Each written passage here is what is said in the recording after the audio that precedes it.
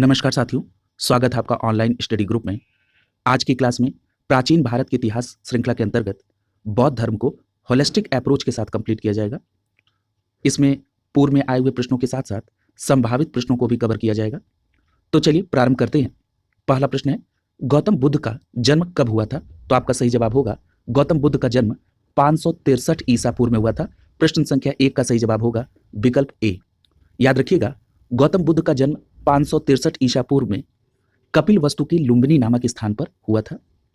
यदि आपसे यह प्रश्न पूछा जाए कि गौतम बुद्ध का जन्म लुम्बिनी नामक स्थान पर हुआ था, इस बात का प्रमाण कहां से मिलता है? तो आपका जवाब होगा मौर्य वंश के शासक अशोक के रुम्बिनदेई अभिलेख से इस बात का प्रमाण मिलता है कि गौतम बुद्ध का जन्म लुम्बिनी नामक स्थान पर हुआ था। याद रखिएगा, गौतम बुद्ध के पिता का नाम शुद्धोधन था और गौतम बुद्ध के पिता शुद्धोधन शाक्य गण के प्रधान थे।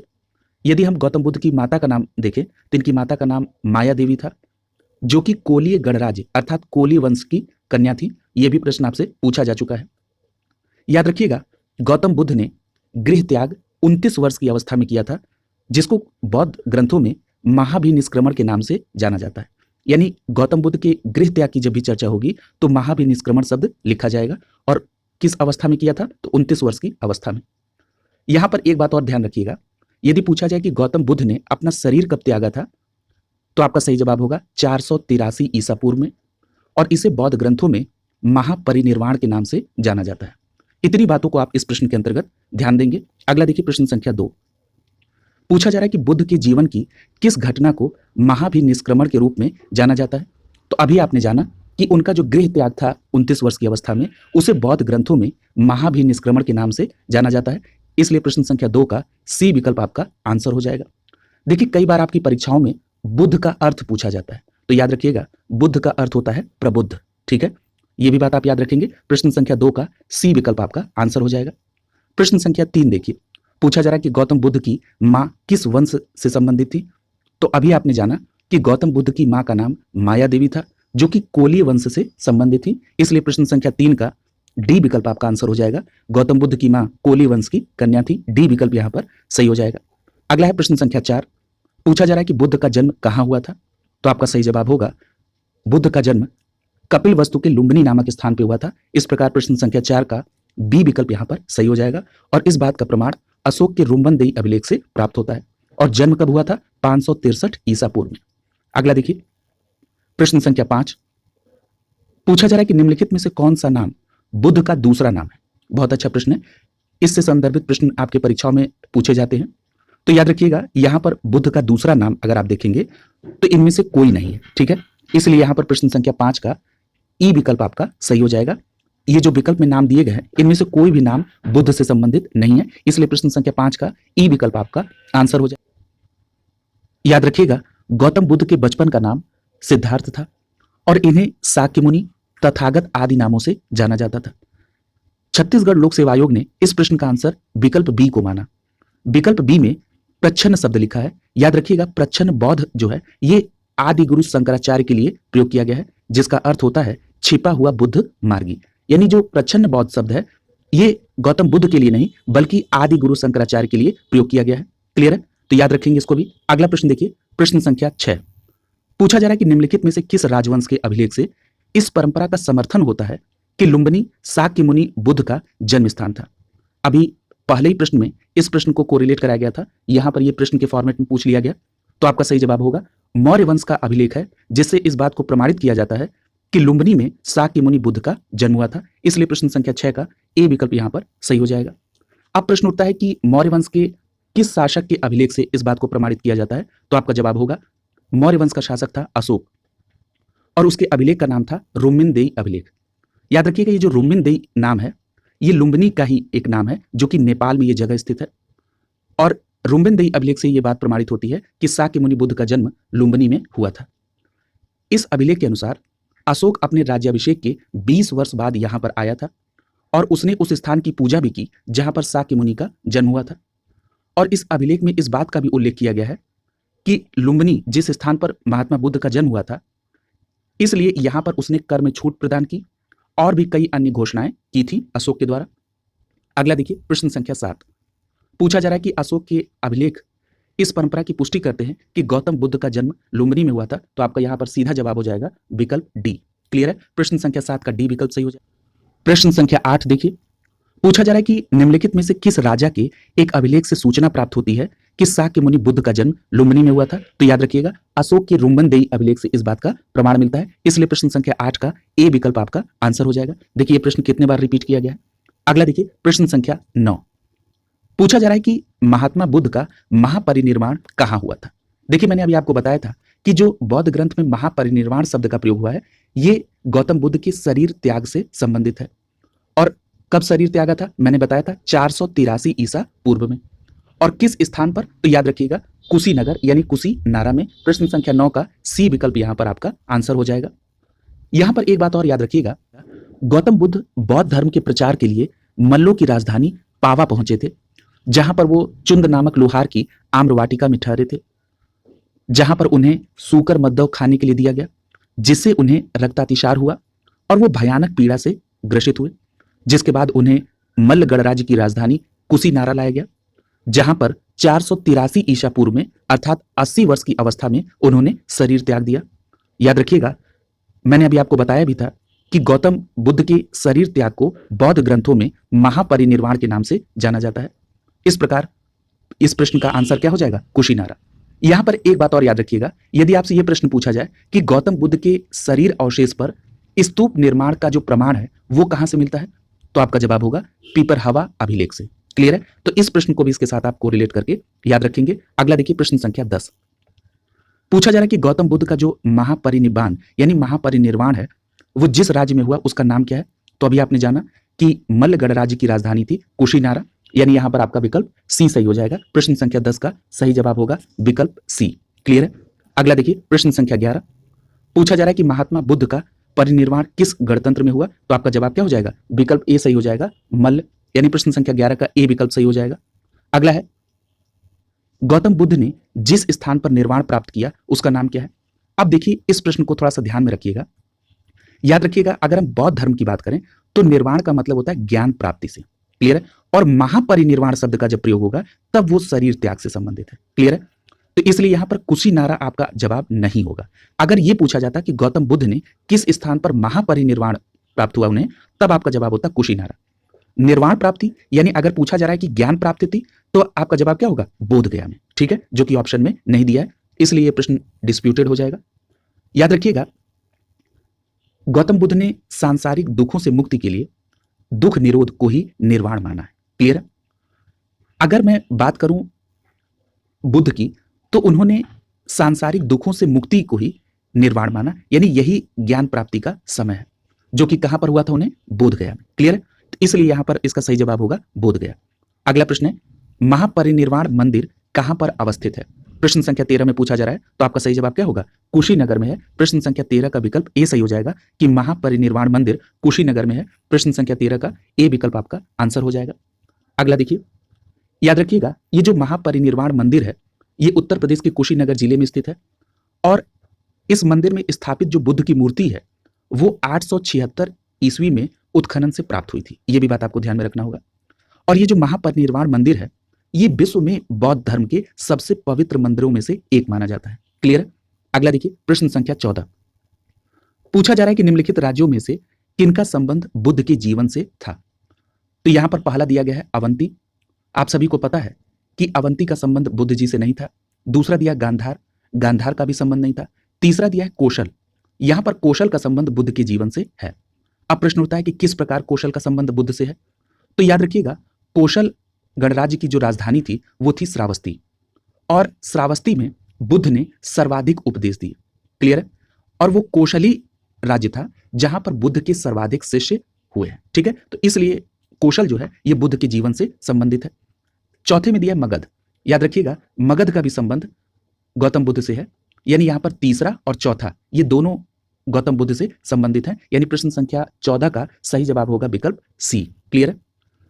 यहां पर याद रखिएगा कि गौतम बुद्ध ने अपनी शिक्षा का जो प्रचार प्रसार है वो इन दोनों स्थानों पर किया था, मगध और कौशल। और मैंने अभी आपको कौशल के बारे में विस्तार से बताया, जो प्रश्न आपकी परीक्षाओं में पूछे भी गए। ठीक है, तो जो भी अतिरिक्त फैक्ट आपको नोट कराए जा रहे हैं उसे आप अलग से नोट डाउन कर लेंगे। क्लियर है? और जिस फैक्ट को आप भलीभांति जानते हैं उसको आप स्किप कर सकते हैं।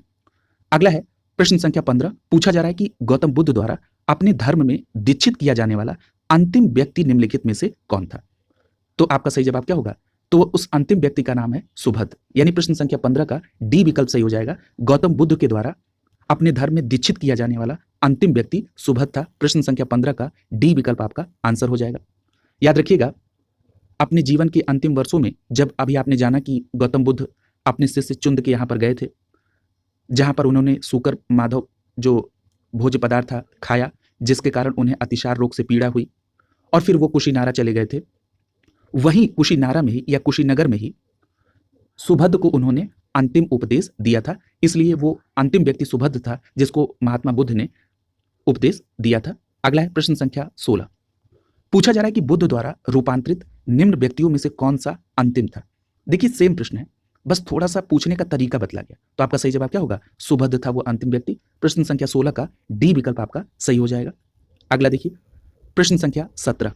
पूछा जा रहा है कि बुद्ध ने अपने जीवन की अंतिम वर्षा ऋतु कहाँ बिताई थी? ये प्रश्न आपसे बहुत पूछा जाता है।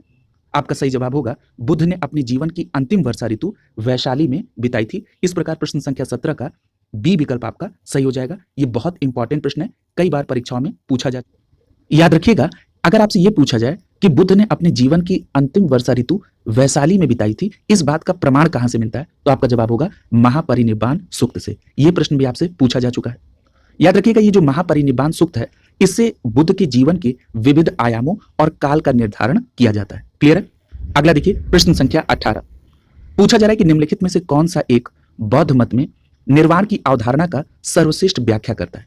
तो आपका सही जवाब क्या होगा? यहां पर विकल्प ए सही हो जाएगा, तृष्णा रूपी अग्नि का शमन। ठीक है, यानी प्रश्न संख्या 18 का ए विकल्प सही हो जाएगा। निर्वाण का जो सबसे सही अर्थ है वो है तृष्णा रूपी अग्नि का शमन। प्रश्न संख्या 18 का ए विकल्प आपका आंसर हो जाएगा। याद रखिएगा, बुद्ध ने निर्वाण को मन की उस परम शांति के रूप में वर्णित किया है जिसमें तृष्णा, क्रोध और जो दूसरी विषादकारी मन स्थिति है उसको दूर किया जा सके, उससे परे जाया जा सके। क्लियर है? यानी उनके कहने का मतलब यह है कि निर्वाण तभी प्राप्त हो सकता है, शांति तभी प्राप्त हो सकती है जब वर्तमान की जो इच्छाएं हैं वो सभी समाप्त हो जाएं और भविष्य में होने वाली इच्छाओं को जड़ से खत्म किया जा सके। उसे कहा जाता है निर्वाण प्राप्ति। क्लियर है?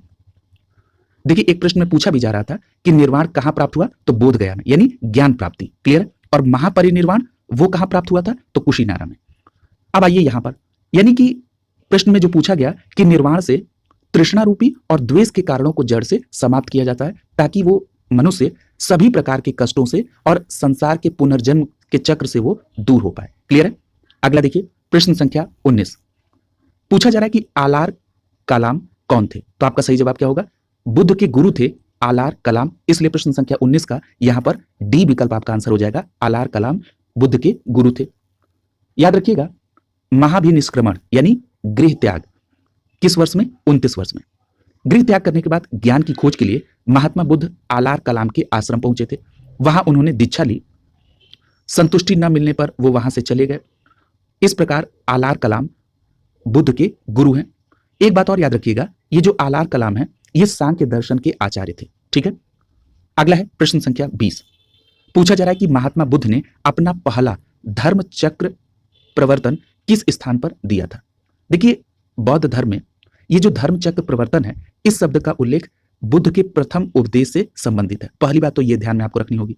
और जैसे ही आपने ये जाना कि बुद्ध के प्रथम उपदेश की चर्चा हो रही है, तुरंत आपका जवाब हो जाएगा प्रश्न संख्या 20 का विकल्प बी, सारनाथ में। क्लियर है? यानी धर्म चक्र प्रवर्तन का संबंध कहां से है? सारनाथ से। प्रश्न संख्या 20 का बी विकल्प आपका आंसर हो जाएगा। याद रखिएगा, ज्ञान प्राप्ति के बाद गौतम बुद्ध ने अपने मत का प्रचार करने के लिए कहां का स्थान चुना? सारनाथ, जिसे आप ऋषि पत्तन के नाम से भी जानते हैं। जो वर्तमान में सारनाथ है वो पहले ऋषि पत्तन के नाम से जाना जाता था। यानी अगर आपसे ये पूछा जाए कि धर्मचक्र प्रवर्तन कहां पर, तो या तो विकल्प में आपके ऋषि पत्तन दिया रहे या सारनाथ दिया रहे, दोनों बात सेम है। क्लियर? यहां पर उन्होंने 5 ब्राह्मण सन्यासियों को पहला उपदेश दिया जिसे धर्मचक्र प्रवर्तन के नाम से बौद्ध ग्रंथ में जाना जाता है। क्लियर है? अगला देखिए प्रश्न संख्या 21। पूछा जा रहा है कि बुद्ध ने अपना पहला उपदेश कहां दिया था? तो आपका जवाब हो जाएगा विकल्प बी, सारनाथ में। अभी चर्चा हुई है, या आप इसकी जगह पर ऋषि पत्तन भी लिखा रहे तो उसको सही मानेंगे। अगला देखिए प्रश्न संख्या 22। पूछा जा रहा है कि सारनाथ में अपना प्रथम प्रवचन किसने दिया था? तो अभी आपने पढ़ा है महात्मा बुद्ध ने। इस प्रकार यहां पर आपका सी विकल्प आंसर हो जाएगा। क्लियर है? अगला देखिए प्रश्न संख्या 23। पूछा जा रहा है कि गौतम बुद्ध ने अपना प्रथम उपदेश कहां दिया था? तो यहां पर आपका जवाब क्या हो जाएगा? सी विकल्प सही हो जाएगा, सारनाथ में। अगला देखिए प्रश्न संख्या 24। पूछा जा रहा है कि ग्रंथों में उल्लेखित धर्म चक्र प्रवर्तन का संबंध किससे है? तो आपका सही जवाब क्या हो जाएगा? सारनाथ में दिया गया प्रथम उपदेश धर्म चक्र प्रवर्तन से संबंधित है। इस प्रकार प्रश्न संख्या 24 का बी विकल्प आपका आंसर हो जाएगा। अगला देखिए प्रश्न संख्या 25। देखिए ये प्रश्न कितने बार रिपीट किया गया है? धर्म चक्र प्रवर्तन का संबंध सारनाथ से, सी विकल्प आपका आंसर हो जाएगा। अगला देखिए प्रश्न संख्या 26। देखिए ये प्रश्न बहुत बार पूछा गया है। पूछा जा रहा है कि बुद्ध ने सर्वाधिक उपदेश दिए थे। तो बुद्ध ने सर्वाधिक उपदेश कहां दिए थे? तो याद रखिएगा मैंने अभी एक प्रश्न के को कोरिलेट करते हुए बताया था कि श्रावस्ती में गौतम बुद्ध ने सर्वाधिक उपदेश दिए थे। और श्रावस्ती किसकी राजधानी थी? तो कौशल राज्य की राजधानी श्रावस्ती थी। ठीक है, और यहां पर बुद्ध ने सर्वाधिक उपदेश दिए थे। और एक बात और याद रखिएगा, मैंने आपको बताया था कि यदि पूछा जाए कि बुद्ध के सर्वाधिक शिष्य कहां पर हैं, तो आपका जवाब होगा कौशल राज्य में। क्लियर? तो इस प्रकार प्रश्न संख्या 26 का बी विकल्प आपका यहां पर आंसर हो जाएगा। क्लियर? याद रखेंगे, बार बार आपको रिकॉल कराया जा रहा है। अगला देखिए प्रश्न संख्या 27। पूछा जा रहा है कि बुद्ध कौशाम्बी किसके राज्यकाल में आए थे? क्लियर है? तो आपका जवाब क्या होगा? बुद्ध कौशाम्बी उदयन के राज्यकाल में आए थे। इस प्रकार प्रश्न संख्या 27 का बी विकल्प आपका आंसर हो जाएगा। क्लियर है? याद रखिएगा महात्मा बुद्ध वत्सराज उदयन के शासनकाल में कौशाम्बी आए थे। वहां पर उन्होंने 9वां विश्राम किया। उदयन के बारे में अगर देखें तो उदयन ने पिंडोला भारद्वाज के प्रभाव से बौद्ध बनने के बाद घोषिता राम विहार बौद्ध भिक्षु को यानी भिक्षु संघ को दान दिया था। क्लियर है? तो यहां पर आपको दो बातें याद रखनी होंगी। पहली बात कि उदयन ने किसके प्रभाव से बौद्ध धर्म को अपनाया था? तो पिंडोला भारद्वाज के। दूसरी बात कि किस विहार को भिक्षु संघ को दान दिया था उदयन ने? तो याद रखिएगा घोषिता राम विहार को उदयन ने भिक्षु संघ को दान दिया था। क्लियर है? अगला देखिए प्रश्न संख्या 28। पूछा जा रहा है कि बुद्ध की मृत्यु के पश्चात प्रथम बौद्ध संगीति की अध्यक्षता किसने की थी? तो यहां पर आपका सही जवाब होगा बुद्ध की मृत्यु के बाद जो प्रथम बौद्ध संगीति हुई थी उसकी अध्यक्षता महाकश्यप ने की थी। इस प्रकार प्रश्न संख्या 28 का ए विकल्प आपका आंसर हो जाएगा। प्रथम बौद्ध संगीति की अध्यक्षता महाकश्यप ने की थी। क्लियर है? याद रखिएगा जो प्रथम बौद्ध संगीति हुई थी, यानी अगर पूछा जाए कि प्रथम बौद्ध परिषद जो हुआ वो कहां पर आयोजित हुआ था, तो याद रखिएगा बुद्ध की मृत्यु के तत्काल बाद राजगृह की सप्तपर्णी गुफा में प्रथम बौद्ध संगीति का आयोजन हुआ था। फिर दूसरा प्रश्न बनता है कि जो प्रथम बौद्ध संगीति हुई थी उस समय मगध का शासक कौन था? तो आपका जवाब होगा उस समय शासक अजात शत्रु था। और किसकी अध्यक्षता में प्रथम बौद्ध संगीति हुई थी, जो कि मूल प्रश्न में पूछा गया है? तो आपका जवाब होगा महाकश्यप। याद रखिएगा इसमें बुद्ध के जो प्रमुख शिष्य आनंद और उपाली थे वो भी प्रथम बौद्ध संगीत समिति में उपस्थित थे। इसमें बुद्ध की शिक्षाओं का संकलन हुआ, याद रखेंगे, और उन्हें सुत्त और विनय दो पिटकों में विभाजित किया गया। यदि आपसे यह प्रश्न पूछा जाए कि सुत्त और विनय नामक दो पिटकों का विभाजन किस बौद्ध संगीति में हुआ, तो आपका जवाब क्या होगा? प्रथम बौद्ध संगीत समिति में। यह प्रश्न भी कई पेपर में पूछे जा चुके हैं। क्लियर? एक बात और याद रखिएगा, आनंद का संबंध धर्म से और उपाली का संबंध विनय से है। क्लियर? ये फैक्ट भी आप याद रखेंगे, यानी विनय पिटक का जो संकलन है वो किसके द्वारा किया गया? उपाली के द्वारा किया गया। ये फैक्ट भी आपसे पूछा जा चुका है। ठीक है, तो इन सभी बातों को आप याद रखेंगे। अगला है प्रश्न संख्या 29। पूछा जा रहा है कि प्रथम बौद्ध परिषद का संचालन निम्नलिखित में से किसके द्वारा किया गया? संचालन पूछा जाए या अध्यक्ष पूछा जाए, बोथ आर सेम, इसलिए यहां पर आपका प्रश्न संख्या 29 का सही जवाब होगा विकल्प बी। ठीक है, प्रश्न संख्या 29 का बी विकल्प महाकश्यप आपका आंसर हो जाएगा। अगला प्रश्न है, पूछा जा रहा है कि प्रश्न संख्या 30 में सप्तपर्णी गुफा कहां पर स्थित है? तो अभी मैंने आपको बताया कि सप्तपर्णी गुफा राजगृह में उपस्थित है, यानी यहां पर प्रश्न संख्या 30 का सी विकल्प आपका आंसर हो जाएगा, जहां पर प्रथम बौद्ध संगीति का आयोजन किया गया था। अगला देखिए प्रश्न संख्या 31। पूछा जा रहा है कि भगवान बुद्ध के परिनिर्वाण अर्थात शरीर त्याग के बाद प्रथम बौद्ध संगीति कहां पर हुई थी? तो याद रखिएगा राजगृह बोला जाए या राजगीर की सप्तपर्णी गुफा में प्रथम बौद्ध संगीत का आयोजन हुआ था, इसलिए यहां पर ए विकल्प आपका आंसर हो जाएगा। अगला देखिए प्रश्न संख्या 32। पूछा जा रहा है कि कश्मीर में कनिष्क के शासनकाल में जो बौद्ध संगीति आयोजित हुई थी उसकी अध्यक्षता किसने की थी? सबसे पहली बात तो ये याद रखिएगा कि जो कनिष्क के शासनकाल में बौद्ध संगीति का आयोजन किया गया था ये चतुर्थ बौद्ध संगीति थी, पहली बात। और उसकी अध्यक्षता किसने की थी? तो याद रखिएगा उसकी अध्यक्षता वसुमित्र के द्वारा किया गया था, इसलिए प्रश्न संख्या 32 का डी विकल्प आपका आंसर हो जाएगा। चतुर्थ बौद्ध संगीति का आयोजन कनिष्क के शासनकाल में और अध्यक्षता की थी वसुमित्र ने। डी विकल्प यहां पर आपका आंसर हो जाएगा। अब देखिए, अभी आपने प्रथम बौद्ध संगीत समिति को अच्छे से देखा, यहां पर चतुर्थ को भी देख लीजिए। ये जो चतुर्थ बौद्ध संगीत समिति थी, ये कनिष्क के राज्यकाल में हुई थी। और कनिष्क किस वंश का शासक था? तो याद रखिएगा, ये कुषाण वंश का शासक था। अब प्रश्न उठता है कि जो चतुर्थ बौद्ध संगीत समिति हुई, इसका आयोजन कहां पर हुआ था? तो याद रखिएगा, कश्मीर के कुंडल वन में हुआ था। इसकी अध्यक्षता, जो कि मूल प्रश्न में पूछा गया है, तो वसुमित्र ने की थी। और चतुर्थ बौद्ध संगीत समिति में उपाध्यक्ष थे अश्वघोष। ये भी आप याद रखेंगे। याद रखिएगा, इस सभा में महासांघिकों का वर्चस्व था। यानी जो चतुर्थ बौद्ध संगीत समिति का आयोजन हुआ, इसमें महासांघिकों का वर्चस्व था। क्लियर है? अब देखिए, महासांघिक की चर्चा हुई है, तो याद रखिएगा, महासांघिक संप्रदाय की उत्पत्ति वैशाली में हुई थी। ये भी प्रश्न आपसे पूछा जा चुका है। याद रखिएगा, यहां पर बौद्ध ग्रंथों के कठिन अंशों का सम्यक विचार हुआ और प्रत्येक पिटक पर भाष्य लिखकर उसे विभाषा शास्त्र नामक टीकाओं में संकलित किया गया। ठीक है? किसमें? चतुर्थ बौद्ध संगीति में। एक बात और याद रखिएगा, इसी चतुर्थ बौद्ध संगीति में बौद्ध धर्म हीनयान और महायान नामक दो संप्रदायों में विभक्त हुआ। ठीक है? ये फैक्ट भी आप याद रखेंगे। यदि आपसे पूछा जाए कि बौद्ध धर्म हीनयान और महायान दो संप्रदायों में किस संगीत समिति में हुआ, तो आपका सही जवाब क्या होगा? चतुर्थ बौद्ध संगीत समिति में। क्लियर? अगला देखिए, प्रश्न संख्या 33। पूछा जा रहा है कि बौद्ध धर्म की महायान शाखा औपचारिक रूप से किसके शासनकाल में प्रकट हुई? तो आपका सही जवाब क्या होगा? देखिए, जो ऊपर प्रश्न अभी मैंने एक्सप्लेन किया कि चतुर्थ बौद्ध संगीत समिति में हीनयान और महायान दो संप्रदाय विभक्त हुए, उसी प्रश्न को दूसरे तरीके से पूछा गया कि पूछा जा रहा है कि महायान शाखा औपचारिक रूप से किसके शासनकाल में प्रकट हुई? तो आप सभी को पता है कि जब चतुर्थ बौद्ध संगीत समिति कुषाण वंश के शासक कनिष्क के शासनकाल में हुई और उसी में हीनयान और महायान दो संप्रदाय बना, इसका मतलब ये स्पष्ट हो गया कि जो महायान शाखा औपचारिक रूप से आई, वो किसके शासनकाल में आई? कनिष्क के शासनकाल में। क्लियर है? सेम प्रश्न था, बस उसके पूछने का तरीका बदल दिया गया। तो डी विकल्प यहां पर आपका आंसर हो जाएगा। अगला प्रश्न है, कनिष्क के शासनकाल में बौद्ध सभा किस नगर में आयोजित की गई थी? तो आपका सही जवाब क्या होगा? कश्मीर के कुंडल वन स्थान पे। यानी यहां पर प्रश्न संख्या 34 का सी विकल्प आपका सही हो जाएगा, कश्मीर के कुंडल वन में। देखिए, कनिष्क के बारे में चर्चा हुई है यहां पर, तो याद रखिएगा, कनिष्क महायान संप्रदाय का अनुयायी था। सबसे पहली बात ये बिल्कुल स्पष्ट याद रखेंगे, यह प्रश्न आपसे पूछा भी जा चुका है। और एक बात और याद रखिएगा, कनिष्क के सिक्कों पर बुद्ध की आकृति उत्कीर्ण की गई थी। क्लियर है? और एक बात और याद रखिएगा, यदि आपसे यह पूछा जाए कि बुद्ध की मानव रूप में प्रस्तुति किस युग में हुई, तब भी आपका जवाब होगा कुषाण वंश के शासक काल में, अर्थात कनिष्क के शासनकाल। क्लियर है? इन सभी फैक्ट को आप इसके साथ कोरिलेट करके याद रखेंगे। और प्रश्न संख्या 34 का यहां पर सी विकल्प सही हो जाएगा, कश्मीर के कुंडल वन ग्राम। अगला देखिए, प्रश्न संख्या 35। पूछा जा रहा है कि किस शासनकाल में चतुर्थ बौद्ध संगीति का आयोजन कश्मीर में हुआ? तो यहां पर भी आपका सही जवाब क्या हो जाएगा? विकल्प सी सही हो जाएगा, कनिष्क के शासनकाल में। अगला है प्रश्न संख्या 36। सेम प्रश्न पूछा जा रहा है कि चतुर्थ बौद्ध संगीति, तो आपका जवाब होगा विकल्प ए, कनिष्क के शासनकाल में। क्लियर है? अगला देखिए, प्रश्न संख्या 37।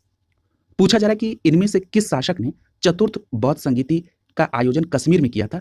इसका भी सही जवाब क्या होगा? विकल्प सी, कनिष्क के शासनकाल में। क्लियर है? देखिए, ये प्रश्न कितने बार रिपीट किया गया है।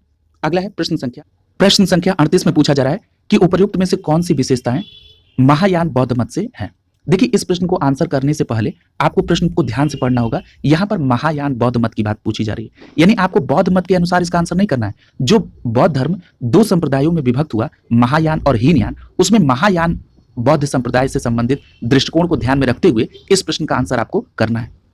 पहला पूछा जा रहा है कि बुद्ध में देवत्वारोपण, क्या ये महायान बौद्ध मत से संबंधित है? तो आपका सही जवाब होगा हाँ। इसका मतलब यह है कि महायान बौद्ध मत में बुद्ध को देवता के रूप में रिप्रेजेंट किया गया। दूसरा दिया है बोधिसत्व के पथ पर चलना महायान बौद्ध मत से संबंधित है, तब भी आपका जवाब होगा हाँ। यानी यहां पर पहला और दूसरा स्टेटमेंट दोनों सही है। तीसरे में लिखा है कि मूर्ति उपासना तथा अनुष्ठान, तो जब बुद्ध को देवता के रूप में रिप्रेजेंट किया जा रहा है, इसका मतलब है कि मूर्ति उपासना और अनुष्ठान तो हो गई, यानी यहां पर तीसरा विकल्प भी सही हो जाएगा। यानी ये तीनों विशेषताएं महायान बौद्ध मत से संबंधित हैं। इस प्रकार प्रश्न संख्या 38 का डी विकल्प आपका सही हो जाएगा। यहां पर पहला, दूसरा और तीसरा तीनों कथन महायान बौद्ध से संबंधित हैं। याद रखिएगा, जो महायान बौद्ध मत था, इसमें बुद्ध को लोकोत्तर सत्ता और देवत्व रूप में स्वीकार किया गया। क्लियर? इसका मतलब क्या है? यानी बुद्ध को अनेक अवतारों और रूपों में रिप्रेजेंट किया गया, साथ ही साथ बुद्ध को एक देवता के रूप में माना गया, और बुद्धत्व के मार्ग पर चलने को ही इसमें बोधिसत्व कहा जाता है। ठीक है? यानी बुद्ध के मार्ग पर चलना बोधिसत्व है जो सभी मानवों की मुक्ति में सहायता करता है। क्लियर है? याद रखिएगा, हिंदू धर्म के प्रभाव से बुद्ध में देवत्व आरोपण के साथ साथ अनुष्ठान और मूर्ति पूजा भी महायान बौद्ध मत में प्रसिद्ध थी। ठीक है, तो इन बातों को आप याद रखेंगे। क्लियर है? और अगर हीनयान की बात पूछी जाती तो हीनयान में बुद्ध को देवता के रूप में नहीं, महापुरुष के रूप में रिप्रेजेंट किया गया है। ठीक है, तो बिल्कुल क्लियर कट याद रखेंगे, महायान में बुद्ध को देवता के रूप में और हीनयान में बुद्ध को महापुरुष के रूप में रिप्रेजेंट किया गया। और बोधिसत्व का संबंध किससे है? तो आपका जवाब होगा महायान से। क्लियर है? अगला देखिए, प्रश्न संख्या 39। प्रश्न संख्या 39 में पूछा जा रहा है कि निम्नलिखित 4 स्थानों में हुई बौद्ध संगीत समिति का सही कालानुक्रम सेट कीजिए। क्लियर है? तो देखिए, आप सभी को पता है, आपने पढ़ा भी है कि प्रथम बौद्ध संगीत समिति का आयोजन कहाँ हुआ था? तो आपका जवाब होगा राजगृह में। क्लियर है? प्रथम बौद्ध संगीत समिति का आयोजन राजगृह या गिरिवृज में हुआ था। राजगृह या गिरिवृज की सप्तपर्णी गुफा में प्रथम बौद्ध संगीत समिति का आयोजन किया गया था। और यह आयोजन हुआ कब था? तो याद रखिएगा, 483 ईसा पूर्व में हुआ था। कब हुआ था? 483 ईसा पूर्व में। क्लियर है? जो दूसरी बौद्ध संगीत समिति हुई थी उसका आयोजन वैशाली में हुआ था। क्लियर है? और ये कब हुआ था? ये हुआ था 383 ईसा पूर्व में। क्लियर है? अगर हम तीसरी बौद्ध संगीत समिति का बात करें तो उसका आयोजन पाटलिपुत्र में हुआ था। और ये कब हुआ था? तो ये हुआ था 247 ईसा पूर्व में। ठीक है, आप सभी का सन याद रखेंगे। और जो चतुर्थ बौद्ध संगीत समिति का आयोजन हुआ था ये ईस्वी की प्रथम शताब्दी में कश्मीर के कुंडल वन में हुआ था। क्लियर है? तो इस प्रकार आपका जो कूट बन रहा है वो क्या बन रहा है? 2, 1, 4 और 3। इस प्रकार यहां पर जो आपका सही जवाब हो जाएगा वो क्या हो जाएगा? विकल्प डी आपका सही आंसर हो जाएगा। क्लियर है? आइए इसके एक्सप्लेनेशन वाले पार्ट को देखते हैं। देखिए, प्रथम बौद्ध संगीत समिति का जो आयोजन है वो बुद्ध की मृत्यु के तुरंत बाद हुआ था। और उस समय शासनकाल किसका था? तो उस समय मगध का राजा अजातशत्रु था। ठीक है, तो एक प्रश्न और आपसे यहां पर पूछा जाता है कि जो बुद्ध को महापरिनिर्वाण की प्राप्ति हुई थी उस समय शासक कौन था? तो याद रखिएगा, उस समय शासक अजातशत्रु था। इस तरह भी प्रश्न पूछा जाता है, इसीलिए यहां पर लिखा हुआ है कि बुद्ध की मृत्यु के तत्काल बाद प्रथम बौद्ध संगीति का आयोजन किया गया था। क्लियर है? याद रखिएगा, आप सभी को अभी मैंने बताया कि राजगीर या राजगृह की सप्तपर्णी गुफा में प्रथम बौद्ध संगीत का आयोजन 483 ईसा पूर्व में हुआ था। यदि इसकी अध्यक्षता की बात करें तो इस पर भी चर्चा हुई है, इसकी अध्यक्षता महाकश्यप ने की थी। अब बात करते हैं द्वितीय बौद्ध संगीत समिति की। इसकी चर्चा अभी तक नहीं हुई है, इसको शामिल करते हैं। जो द्वितीय बौद्ध संगीत समिति का आयोजन हुआ था वो 383 ईसा पूर्व में कहां पर हुआ था? वैशाली में। और उस समय शासक कौन था? तो उस समय शासक था कालाशोक। ठीक है, और याद रखिएगा ये बुद्ध की मृत्यु के 100 वर्ष बाद वैशाली में आयोजित हुआ था द्वितीय बौद्ध संगीत समिति 383 ईसा पूर्व में। यहां पर एक बात और याद रखिएगा, यदि आपसे पूछा जाए कि द्वितीय बौद्ध संगीत समिति की अध्यक्षता किसने की थी तो आपका जवाब होगा सर्वकामी ने। और आपने देखा कि कालाशोक के शासनकाल में इसका आयोजन हुआ था। अब आइए चर्चा करते हैं तृतीय बौद्ध संगीत समिति की। तृतीय बौद्ध संगीत समिति का आयोजन पाटलिपुत्र में हुआ था। किसके शासनकाल में हुआ था? तो मौर्य शासक अशोक के शासनकाल में तृतीय बौद्ध संगीत समिति का आयोजन किया गया था। कब किया गया था? तो 247 ईसा पूर्व में। क्लियर है? और इसकी अध्यक्षता किसने की थी? तो याद रखिएगा, मोगली पुत्र तिस के द्वारा तृतीय बौद्ध संगीत समिति की अध्यक्षता की गई थी। यदि पूछा जाए कि चतुर्थ बौद्ध संगीत समिति, तो अभी इस पर चर्चा हुई है। ये कुषाण वंश के शासक कनिष्क के शासनकाल में कुंडलवल कश्मीर में इसका आयोजन किया गया था। इसी में हीनयान और महायान दो संप्रदाय में यह विभक्त हुआ था। और जो चतुर्थ बौद्ध संगीत समिति थी इसकी अध्यक्षता वसुमित्र ने की थी और उपाध्यक्ष कौन था? अश्व घोष था। क्लियर है? तो याद रखेंगे। अगला देखिए, प्रश्न संख्या 40। प्रश्न संख्या 40 में पूछा जा रहा है कि द्वितीय बौद्ध संगीत समिति का आयोजन कहां पर किया गया था? तो अभी हमने आपको बताया कि द्वितीय बौद्ध संगीत समिति का आयोजन वैशाली में 383 ईसा पूर्व में हुआ था। इस प्रकार यहां पर आपका विकल्प बी सही हो जाएगा, द्वितीय बौद्ध संगीत समिति का आयोजन वैशाली में हुआ था। अगला है प्रश्न संख्या 41। पूछा जा रहा है कि तृतीय बौद्ध सभा का आयोजन कहां पर हुआ था? तो अभी इसकी भी चर्चा हुई है। अशोक के शासनकाल में तृतीय बौद्ध संगीत समिति का आयोजन 247 ईसा पूर्व में पाटलिपुत्र में हुआ था। इसलिए यहां पर आपका डी विकल्प आंसर हो जाएगा। अगला देखिए, प्रश्न संख्या 42। पूछा जा रहा है कि प्रथम बौद्ध संगीत समिति का जो आयोजन है ये किसके शासनकाल में हुआ था? तो आपका सही जवाब क्या हो जाएगा? यहां पर विकल्प बी सही हो जाएगा, प्रथम बौद्ध संगीत समिति का आयोजन अजातशत्रु के शासनकाल में हुआ। ये आयोजन राजगृह यानी राजगीर की सप्तपर्णी गुफा में हुआ था। क्लियर है? अगला देखिए, प्रश्न संख्या 43। पूछा जा रहा है कि निम्नलिखित में से किस नगर में प्रथम बौद्ध सभा का आयोजन हुआ था? तो आपका सही जवाब क्या हो जाएगा? राजगीर में या राजगृह में। तो यहां पर आपका सही जवाब होगा विकल्प सी। इस पर चर्चा हो चुकी है। अगला है प्रश्न संख्या 44। पूछा जा रहा है कि द्वितीय बौद्ध सभा का आयोजन कहां हुआ? किसके शासनकाल में हुआ? पूछा जा रहा है। तो याद रखिएगा जो द्वितीय बौद्ध संगीत समिति का आयोजन था वो काला शोक के शासनकाल में हुआ, इसलिए यहाँ पर विकल्प बी सही हो जाएगा। और इसका आयोजन कहाँ पर हुआ था? वैशाली में। कब हुआ था? 383 ईसा पूर्व में। ठीक है, इन सभी बातों को आप याद रखेंगे, बी विकल्प यहाँ पर आपका आंसर हो जाएगा। अगला है प्रश्न संख्या 45। देखिए जब भी आपको मौका मिले आप अपने तथ्यों को रिकॉल करते रहें, ठीक है, ताकि आपको वो याद रहेंगे।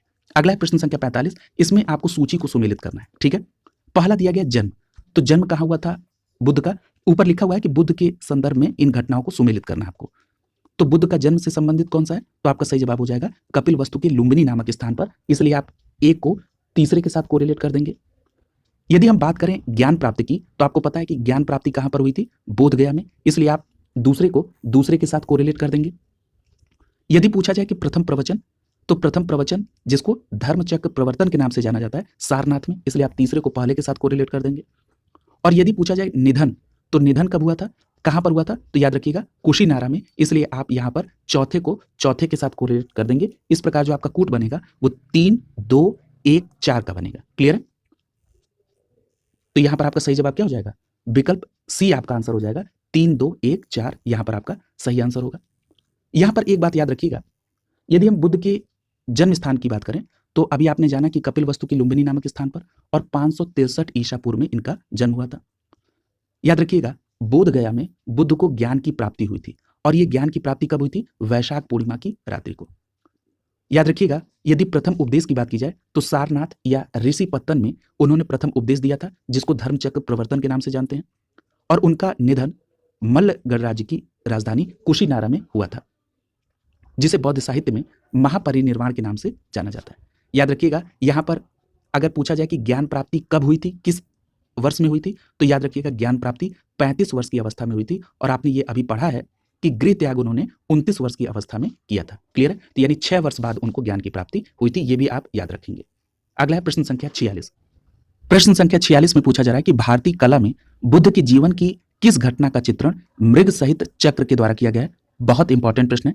याद रखिएगा भारतीय कला में बुद्ध के प्रथम उपदेश की घटना को मृग सहित चक्र के रूप में चित्रित किया गया है। ठीक है, यानी प्रश्न संख्या 46 का सी विकल्प सही हो जाएगा। जो मृग सहित चक्र का चित्रण है वो प्रथम उपदेश से संबंधित है, यानी प्रश्न संख्या 46 का सी विकल्प यहां पर सही हो जाएगा। आप सभी को पता है कि बुद्ध ने अपने प्रथम उपदेश को सारनाथ में दिया था। सारनाथ लिखा रहे या ऋषि पत्तन लिखा रहे, दोनों बात समान है। याद रखिएगा सारनाथ में मृगदाव यानी हरिण वन में उन्होंने प्रथम उपदेश दिया था, इसीलिए बुद्ध के प्रथम उपदेश को मृग सहित चक्र के रूप में चित्रित किया गया है। और याद रखिएगा बुद्ध के प्रथम उपदेश को बौद्ध ग्रंथ में क्या कहा गया? धर्मचक्र प्रवर्तन। क्लियर है? इतनी बात आप यहां पर याद रखेंगे। अगला देखिए प्रश्न संख्या 47। प्रश्न संख्या 47 में आपको सूची को सुमेलित करना है। एक तरफ चिन्ह है, दूसरी तरफ उसका अर्थ है।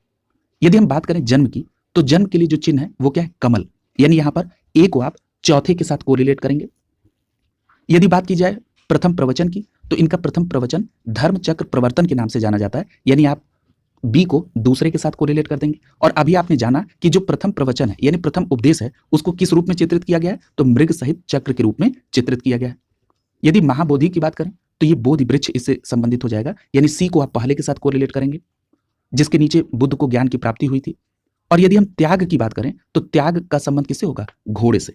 ठीक है, यानी आप डी को तीसरे के साथ कोरिलेट कर देंगे। क्लियर है? और उन्होंने गृह त्याग कब किया था? 29 वर्ष की अवस्था में। ये बात भी आप याद रखेंगे। इस प्रकार जो आपका कूट बनेगा वो 4, 2, 1, 3 का बनेगा, और आपका सही जवाब क्या हो जाएगा? विकल्प डी सही हो जाएगा। 4, 2, 1, 3, यानी प्रश्न संख्या 47 का डी विकल्प आपका आंसर हो जाएगा। प्रश्न संख्या 48 देखिए, पूछा जा रहा है कि करमापा लामा तिब्बत के बुद्ध संप्रदाय के किस वर्ग का है? तो आपका सही जवाब क्या होगा?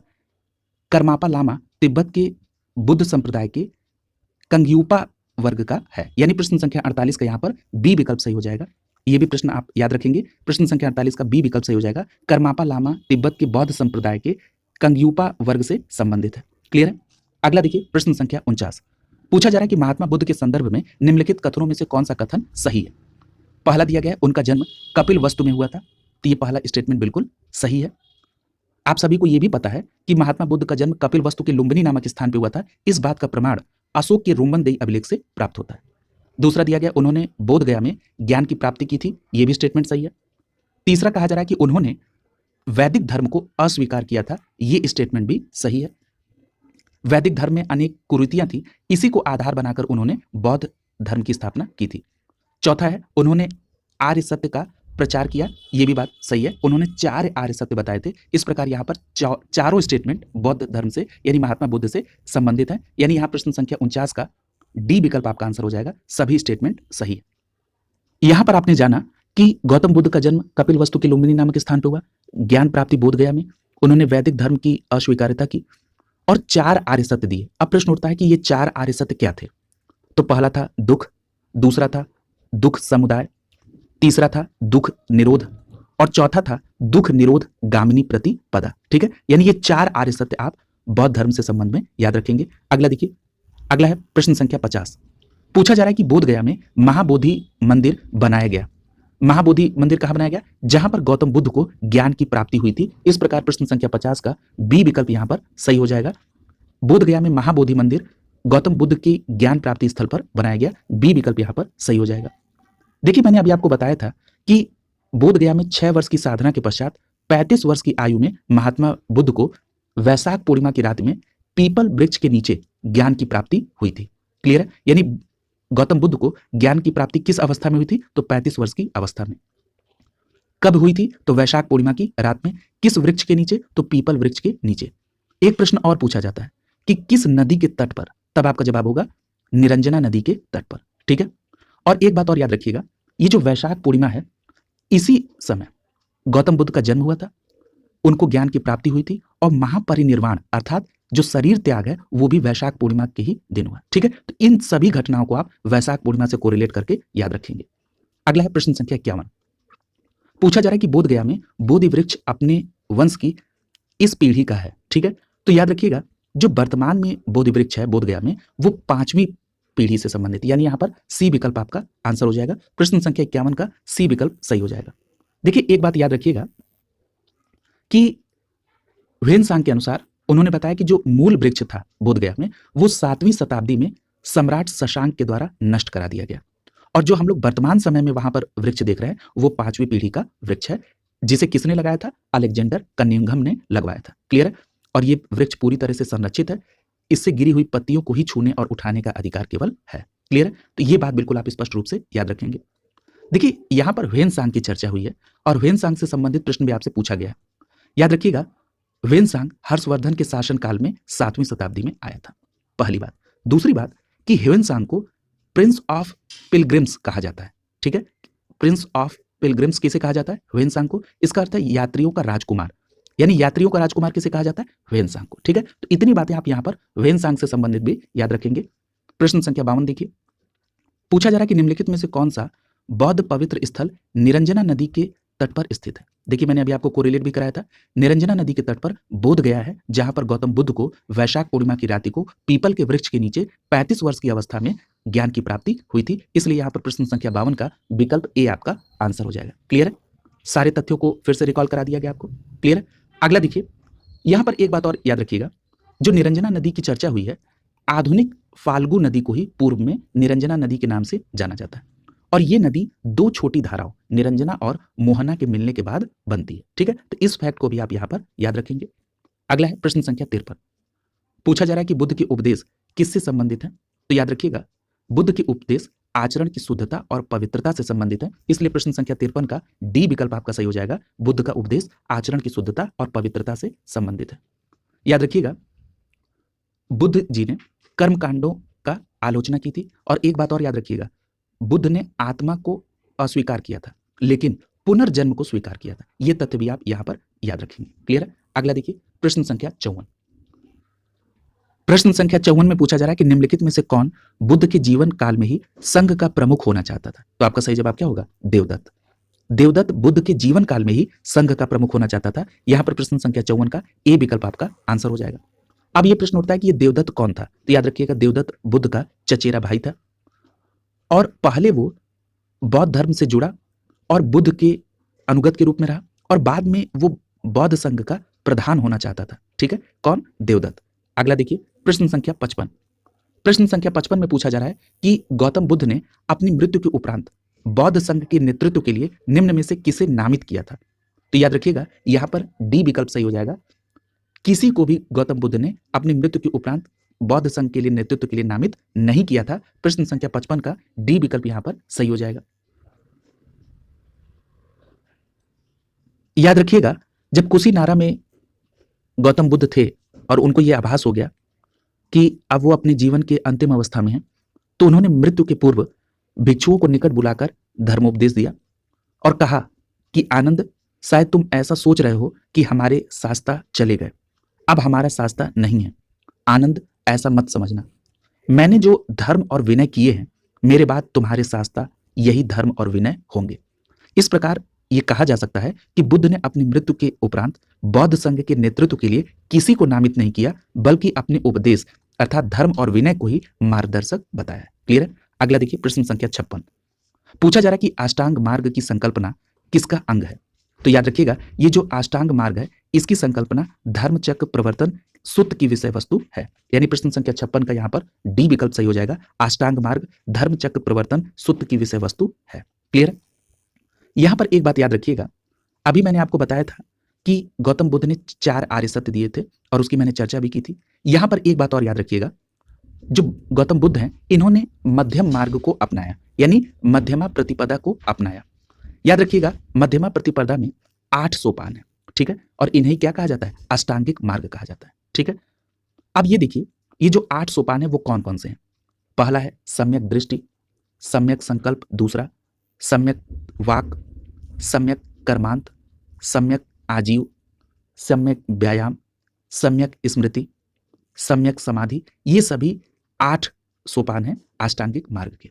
और अष्टांगिक मार्ग जो है, ये धर्मचक्र प्रवर्तन सूत्र की विषय वस्तु का अंग है। इतनी बात आप यहां पर याद रखेंगे। क्लियर है? देखिए, अगर आपसे ये पूछा जाए कि जो अष्टांग मार्ग है, इसका स्रोत कहां है, तो याद रखिएगा, इसका स्रोत तैत्तिरीय उपनिषद है। क्लियर है? और ये जो अष्टांगिक मार्ग बताए गए हैं, ये किस लिए बताए गए हैं? तो आपका जवाब होगा सांसारिक दुखों से मुक्ति के लिए। क्लियर है? एक बात और याद रखिएगा, अभी आपने इस विकल्प में देखा था कि विकल्प बी में दिव्य वेदांत शब्द लिखा हुआ है। ये दिव्य वेदांत भी बौद्ध धर्म से संबंधित ग्रंथ है। एक बात और याद रखिएगा, एक प्रश्न पूछा गया था कि नेति प्रकरण ग्रंथ का संबंध किस धर्म से? तो याद रखिएगा, नेति प्रकरण ग्रंथ का संबंध भी बौद्ध ग्रंथ से, बौद्ध धर्म से। ठीक है, तो यानी दिव्य वेदांत और नेति प्रकरण ग्रंथ, इन दोनों को आप बौद्ध धर्म से कोरिलेट करके देखेंगे। अगला देखिए, प्रश्न संख्या 57। प्रश्न संख्या 57 में पूछा जा रहा है कि गौतम बुद्ध के बारे में निम्न में से क्या सत्य है? पहला दिया गया है, वे कर्म में विश्वास करते थे। ये पहला स्टेटमेंट बिल्कुल सही है, गौतम बुद्ध कर्म में विश्वास करते थे। दूसरा स्टेटमेंट दिया है कि आत्मा का शरीर में परिवर्तन मानते थे। ये स्टेटमेंट गलत है। अब ये गलत क्यों है? क्योंकि मैंने अभी आपको पूर्व के प्रश्न के एक्सप्लेनेशन में बताया था कि महात्मा बुद्ध आत्मा में विश्वास नहीं करते थे, लेकिन वो पुनर्जन्म में विश्वास करते थे। क्लियर है? इस बात को बिल्कुल आप क्लियर कट याद रखेंगे।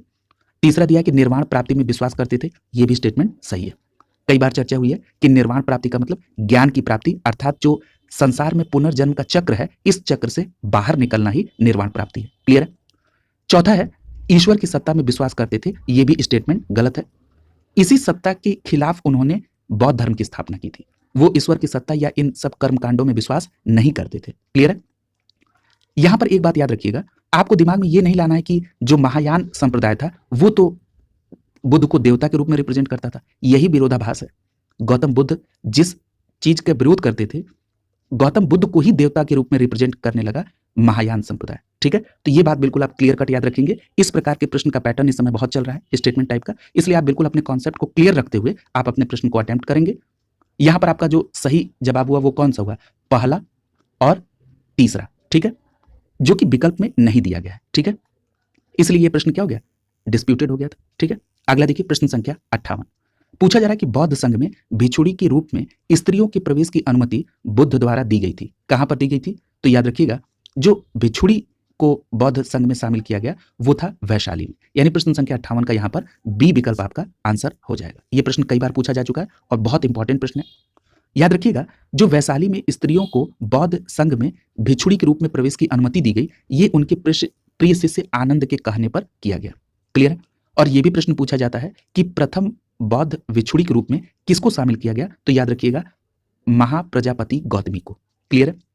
यहां पर कुछ प्रश्न और पूछे जाते हैं बौद्ध भिक्षुड़ी से संबंधित। जैसे पूछा जाता है कि क्या बौद्ध धर्म में स्त्रियों के लिए निर्वाण प्राप्ति संभव था? तो आपका जवाब होगा हां, बौद्ध धर्म में स्त्रियों के लिए निर्वाण प्राप्ति संभव था। एक प्रश्न और पूछा गया था कि भिक्षुड़ियों के लिए क्या पृथक मठ का निर्माण कराया जाता था? तो आपका जवाब होगा हाँ, बौद्ध धर्म में भिक्षुड़ियों के लिए पृथक मठ का निर्माण कराया गया था। क्लियर? इन सभी बातों को आप यहाँ पर याद रखेंगे। अगला है प्रश्न संख्या 59। पूछा जा रहा है कि त्रिपिटक क्या है? तो याद रखिएगा, त्रिपिटक बुद्ध के उपदेशों का संग्रह है, यानी प्रश्न संख्या 59 का सही जवाब होगा विकल्प डी, बुद्ध के उपदेशों का संग्रह है त्रिपिटक। क्लियर है? अब यहां पर यह समझिए कि जो त्रिपिटक है ये बुद्ध की मृत्यु के बाद उनकी शिक्षाओं को संकलित किया गया और इसे 3 भागों में बांटा गया। पहला है विनय पिटक, दूसरा है सुत्त पिटक और तीसरा है अधिधम्म पिटक। यदि हम बात करें विनय पिटक की तो याद रखिएगा इसमें संघ संबंधी नियम और आचार की शिक्षाएं दी गई हैं। देखिए, यह प्रश्न कई बार पूछा गया है कि संघ के संबंध में नियम किस पिटक से संबंधित है, तो बिल्कुल क्लियर कट आप याद रखेंगे विनय पिटक से संबंधित है। यहां पर अगर पूछा जाए सुत्त पिटक तो याद रखिएगा यह धार्मिक सिद्धांत से संबंधित है। धार्मिक सिद्धांत का मतलब क्या हुआ? धार्मिक सिद्धांत का मतलब यह है कि बौद्ध धर्म के सिद्धांत व उपदेश ये किसमें है? सुत्त पिटक में है। क्लियर? अगर हम अधिधम्म पिटक की बात करें तो ये दार्शनिक सिद्धांत से संबंधित है। ठीक है, तो इन सभी बातों को आप यहां पर याद रखेंगे। अगला है प्रश्न संख्या 60। पूछ रहा है कि त्रिपिटक किस धर्म से संबंधित है? तो ये बहुत आसान प्रश्न हो जाएगा, बौद्ध धर्म से। यहां पर बी विकल्प आपका आंसर हो जाएगा। अगला देखिए प्रश्न संख्या 61। पूछा जा रहा है कि त्रिपिटक किसकी धार्मिक पुस्तक है? तो आपका सही जवाब क्या होगा? बौद्ध धर्म की, इसलिए यहां पर डी विकल्प सही हो जाएगा। अगला है प्रश्न संख्या 62। पूछा जा रहा है त्रिपिटक निम्नलिखित में से किससे संबंधित है? तो बौद्ध से। प्रश्न संख्या 62 का बी विकल्प आपका आंसर हो जाएगा। अगला है प्रश्न संख्या 63। पूछा जा रहा है कि निम्नलिखित में से कौन बौद्ध ग्रंथ में संघ जीवन के नियम प्राप्त होते हैं? देखिए, यही मैंने अभी आपको इंडिकेट किया था। याद रखिएगा, अभी आपने पढ़ा है कि विनय पिटक में संघ संबंधित नियम और आचार की शिक्षाएं हैं, इसलिए प्रश्न संख्या 63 का सही जवाब होगा विकल्प बी। क्लियर? इस प्रकार के प्रश्न कई बार पूछे गए, आप इनको ध्यान में रखेंगे। यहां पर अगर हम कुछ और बात कर लें, जैसे विकल्प ए में देखिए यहां पर दीर्घ निकाय यानी दीर्घ निकाय की बात की गई है। देखिए, दीर्घ निकाय से संबंधित प्रश्न भी पूछे गए हैं। यदि आपसे ये पूछा जाए कि दीर्घ निकाय क्या है, तो आपका जवाब होगा ये एक बौद्ध ग्रंथ है और इसमें राज्य की उत्पत्ति के सामाजिक अनुबंधन सिद्धांत का उल्लेख किया गया है। क्लियर है? यानी राज्य की उत्पत्ति के सामाजिक अनुबंधन सिद्धांत को किस बौद्ध ग्रंथ में उल्लेखित किया गया है? तो आपका जवाब होगा दीर्घ निकाय में। क्लियर? अगर आपसे यह भी प्रश्न पूछा जाए कि दीर्घ निकाय का हिंदी में अनुवाद किसने किया, तो आपका जवाब होगा राहुल सांस्कृत्यायन ने। ठीक है, अगला देखिए प्रश्न संख्या 64। पूछा जा रहा है कि यमक बुद्ध पिटक से संबंधित है, तो आपका सही जवाब क्या होगा? यमक बुद्ध पिटक किससे? अधिधम्म पिटक से संबंधित है, यानी प्रश्न संख्या 64 का सी विकल्प आपका सही हो जाएगा। बहुत अच्छा प्रश्न है। ठीक है, अब यह समझने की आवश्यकता है कि यह किस प्रकार से अधिधम्म से संबंधित है। अभी आपने पढ़ा कि बौद्ध धर्म में 3 पिटक है। कौन कौन से? विनय पिटक, सुत्त पिटक और अधिधम्म पिटक। और आपने ये भी पढ़ा था कि अधिधम्म पिटक दार्शनिक सिद्धांतों का संग्रह है। और ये किस रूप में है? ये प्रश्नोत्तर रूप में है। ठीक है, याद रखिएगा अधिधम्म के अंतर्गत 7 ग्रंथ सम्मिलित हैं। कितने? 7। कौन कौन से? धम्म संगड़ी, विभंग, धातु कथा, युगल पंचती, कथा वस्तु, यमक और पट्टान। ठीक है, और किसके बारे में आपसे प्रश्न में पूछा गया था? यमक के बारे में। क्लियर है? तो यानी ये किससे संबंधित हो गया? अधिधम्म से समय। तो इन सभी 7 ग्रंथ को आप याद रखेंगे। एक बार मैं फिर से रिपीट कर दे रहा हूं। धम्म संगड़ी, विभंग, धातु कथा, युगल पंचती, कथा वस्तु, यमक और पट्टान। ठीक है, इन सभी का संबंध अधिधम्म पिटक से है। अगला है प्रश्न संख्या 65। प्रश्न संख्या 65 में पूछा जा रहा है कि निम्न में से किस बौद्ध साहित्य में महात्मा बुद्ध के नैतिक एवं सिद्धांत संबंधी प्रवचन को संकलित किया गया है? देखिए, मैंने अभी आपको हिंट दिया था कि इस प्रकार के प्रश्न आपके यहाँ पूछे जाते हैं। तो मैंने आपको बताया था कि जो बौद्ध धर्म के सिद्धांत हैं या जो उनके उपदेश का संग्रह है वो किसमें है? सुत्त पिटक में। इसलिए यहाँ पर आपका डी विकल्प सही हो जाएगा। यदि हम सिद्धांत की बात करेंगे तो ये बौद्ध साहित्य के सुत्त पिटक में है। प्रश्न संख्या 65 का डी विकल्प यहाँ पर सही हो जाएगा। क्लियर? याद रखिएगा, जो सुत्त पिटक है इसमें महात्मा बुद्ध के नैतिक एवं सिद्धांत से संबंधित प्रवचन का संकलन हुआ है। अर्थात आप ये कह सकते हैं कि बौद्ध धर्म के सिद्धांत और उपदेश का संग्रह सुत्त पिटक में है। क्लियर? विनय पिटक की बात है तो विनय पिटक के बारे में भी आपने चर्चा की थी कि ये संघ संबंधी नियम और दैनिक जीवन संबंधित आचार विचारों और विधि निषेधों का इसमें संग्रह किया गया है। क्लियर है? बिल्कुल क्लियर कट याद रखेंगे कि संघ के नियम और दैनिक जीवन संबंधित आचार विचार और विधि निषेध ये विनय पिटक में है और बौद्ध धर्म के सिद्धांत और उपदेश सुत्त पिटक में है। क्लियर? याद रखिएगा, अगर हम बात करें जातक कथाओं की तो इसमें बुद्ध के पुनर्जन्म की कहानियां संग्रहित हैं। ये भी प्रश्न आपसे पूछा गया। क्लियर? अगला देखिए प्रश्न संख्या 66। पूछा जा रहा है कि बौद्ध धर्म में त्रिरत्न से क्या अभिप्राय है? तो याद रखिएगा, बौद्ध धर्म में जो त्रिरत्न है वो है बुद्ध, धम्म और संघ। यानी यहाँ पर प्रश्न संख्या 66 का बी विकल्प आपका आंसर हो जाएगा। त्रिरत्न बुद्ध, धम्म और संघ है। क्लियर है? याद रखिएगा, त्रिरत्न पूछा गया तो आपने बताया बुद्ध, धम्म और संघ, और त्रिपिटक पूछा गया था तो आपका जवाब था विनय पिटक, सुत्त पिटक और अधिधम्म पिटक। क्लियर है? अगला देखिए, प्रश्न संख्या 67 पूछा जा रहा है कि प्राचीन भारतीय बौद्ध मठों में पर्वन नामक जो समारोह आयोजित होता था उसका क्या अर्थ था, पर्वन क्यों होता था? तो याद रखिएगा, ये जो पर्वन नामक समारोह होता था, इसमें जब वर्षा ऋतु में जब बौद्ध भिक्षु अपने प्रचार प्रसार के लिए नहीं जाते थे, वो मठों में ही प्रवास करते थे, तो वो अपने द्वारा किए गए अपराधों को स्वीकार करते थे। ये अवसर था कि उनके द्वारा क्या गलतियां की गई हैं और आगे वो किस प्रकार से उसमें सुधार लाएंगे, इसी को कहा जाता था पर्वन नामक समारोह। यानी इस प्रकार प्रश्न संख्या 67 का बी विकल्प सही हो जाएगा। वर्षा ऋतु के दौरान मठों में प्रवास के समय भिक्षुओं द्वारा किए गए अपराधों की स्वीकारोक्ति का जो अवसर है उसे पवरन नामक समारोह कहा जाता है। ठीक है, यानी पवरन का संबंध किससे है? भिक्षुओं के द्वारा जो अपराधों की स्वीकारोक्ति है। क्लियर? यानी प्रश्न संख्या 67 का बी विकल्प यहां पर सही हो जाएगा। अगला देखिए, प्रश्न संख्या 68 पूछा जा रहा है कि अशोकाराम विहार निम्नलिखित में से किस स्थान पर स्थित है? देखिए, नाम से ही स्पष्ट हो रहा है अशोकाराम विहार है, यानी ये अशोक से संबंधित है, और अशोक का संबंध किस जगह से है? पाटलिपुत्र से। यानी यहां पर आपका सही जवाब क्या हो जाएगा? विकल्प बी आपका सही जवाब हो जाएगा। अशोकाराम विहार का संबंध पाटलिपुत्र से है, इसलिए प्रश्न संख्या 68 का बी विकल्प आपका आंसर हो जाएगा। क्लियर है?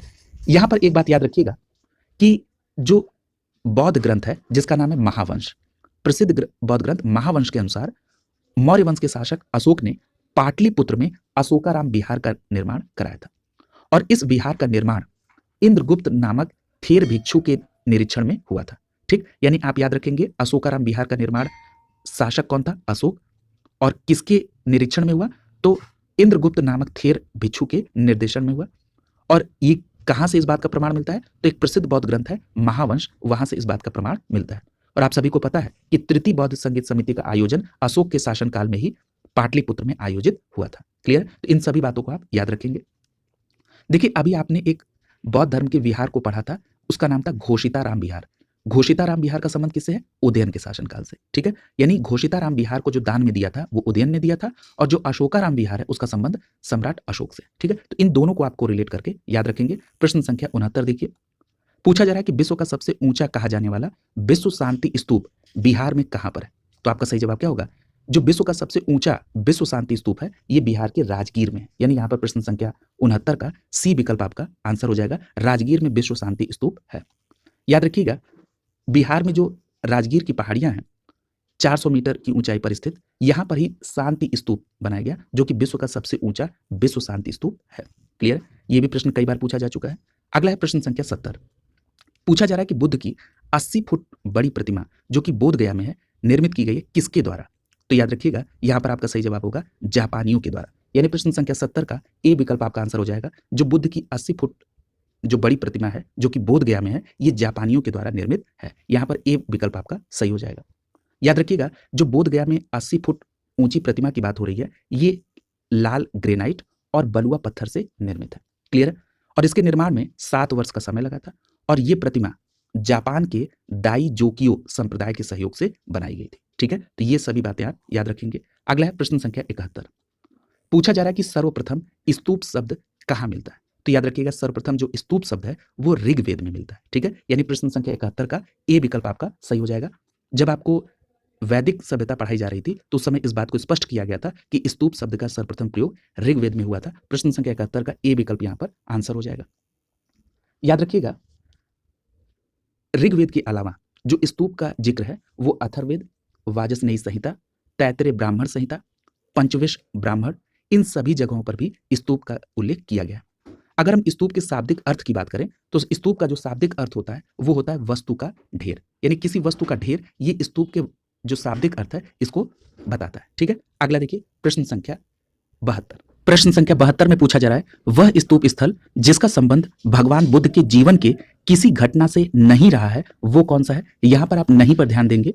तो याद रखिएगा, जो सांची का स्तूप है इसका संबंध भगवान बुद्ध के जीवन की घटना से नहीं रहा है, बल्कि सारनाथ, बोधगया और कुशीनारा ये तीनों स्थल गौतम बुद्ध के जीवन से संबंधित है। इसलिए प्रश्न संख्या 72 का बी विकल्प आपका आंसर हो जाएगा।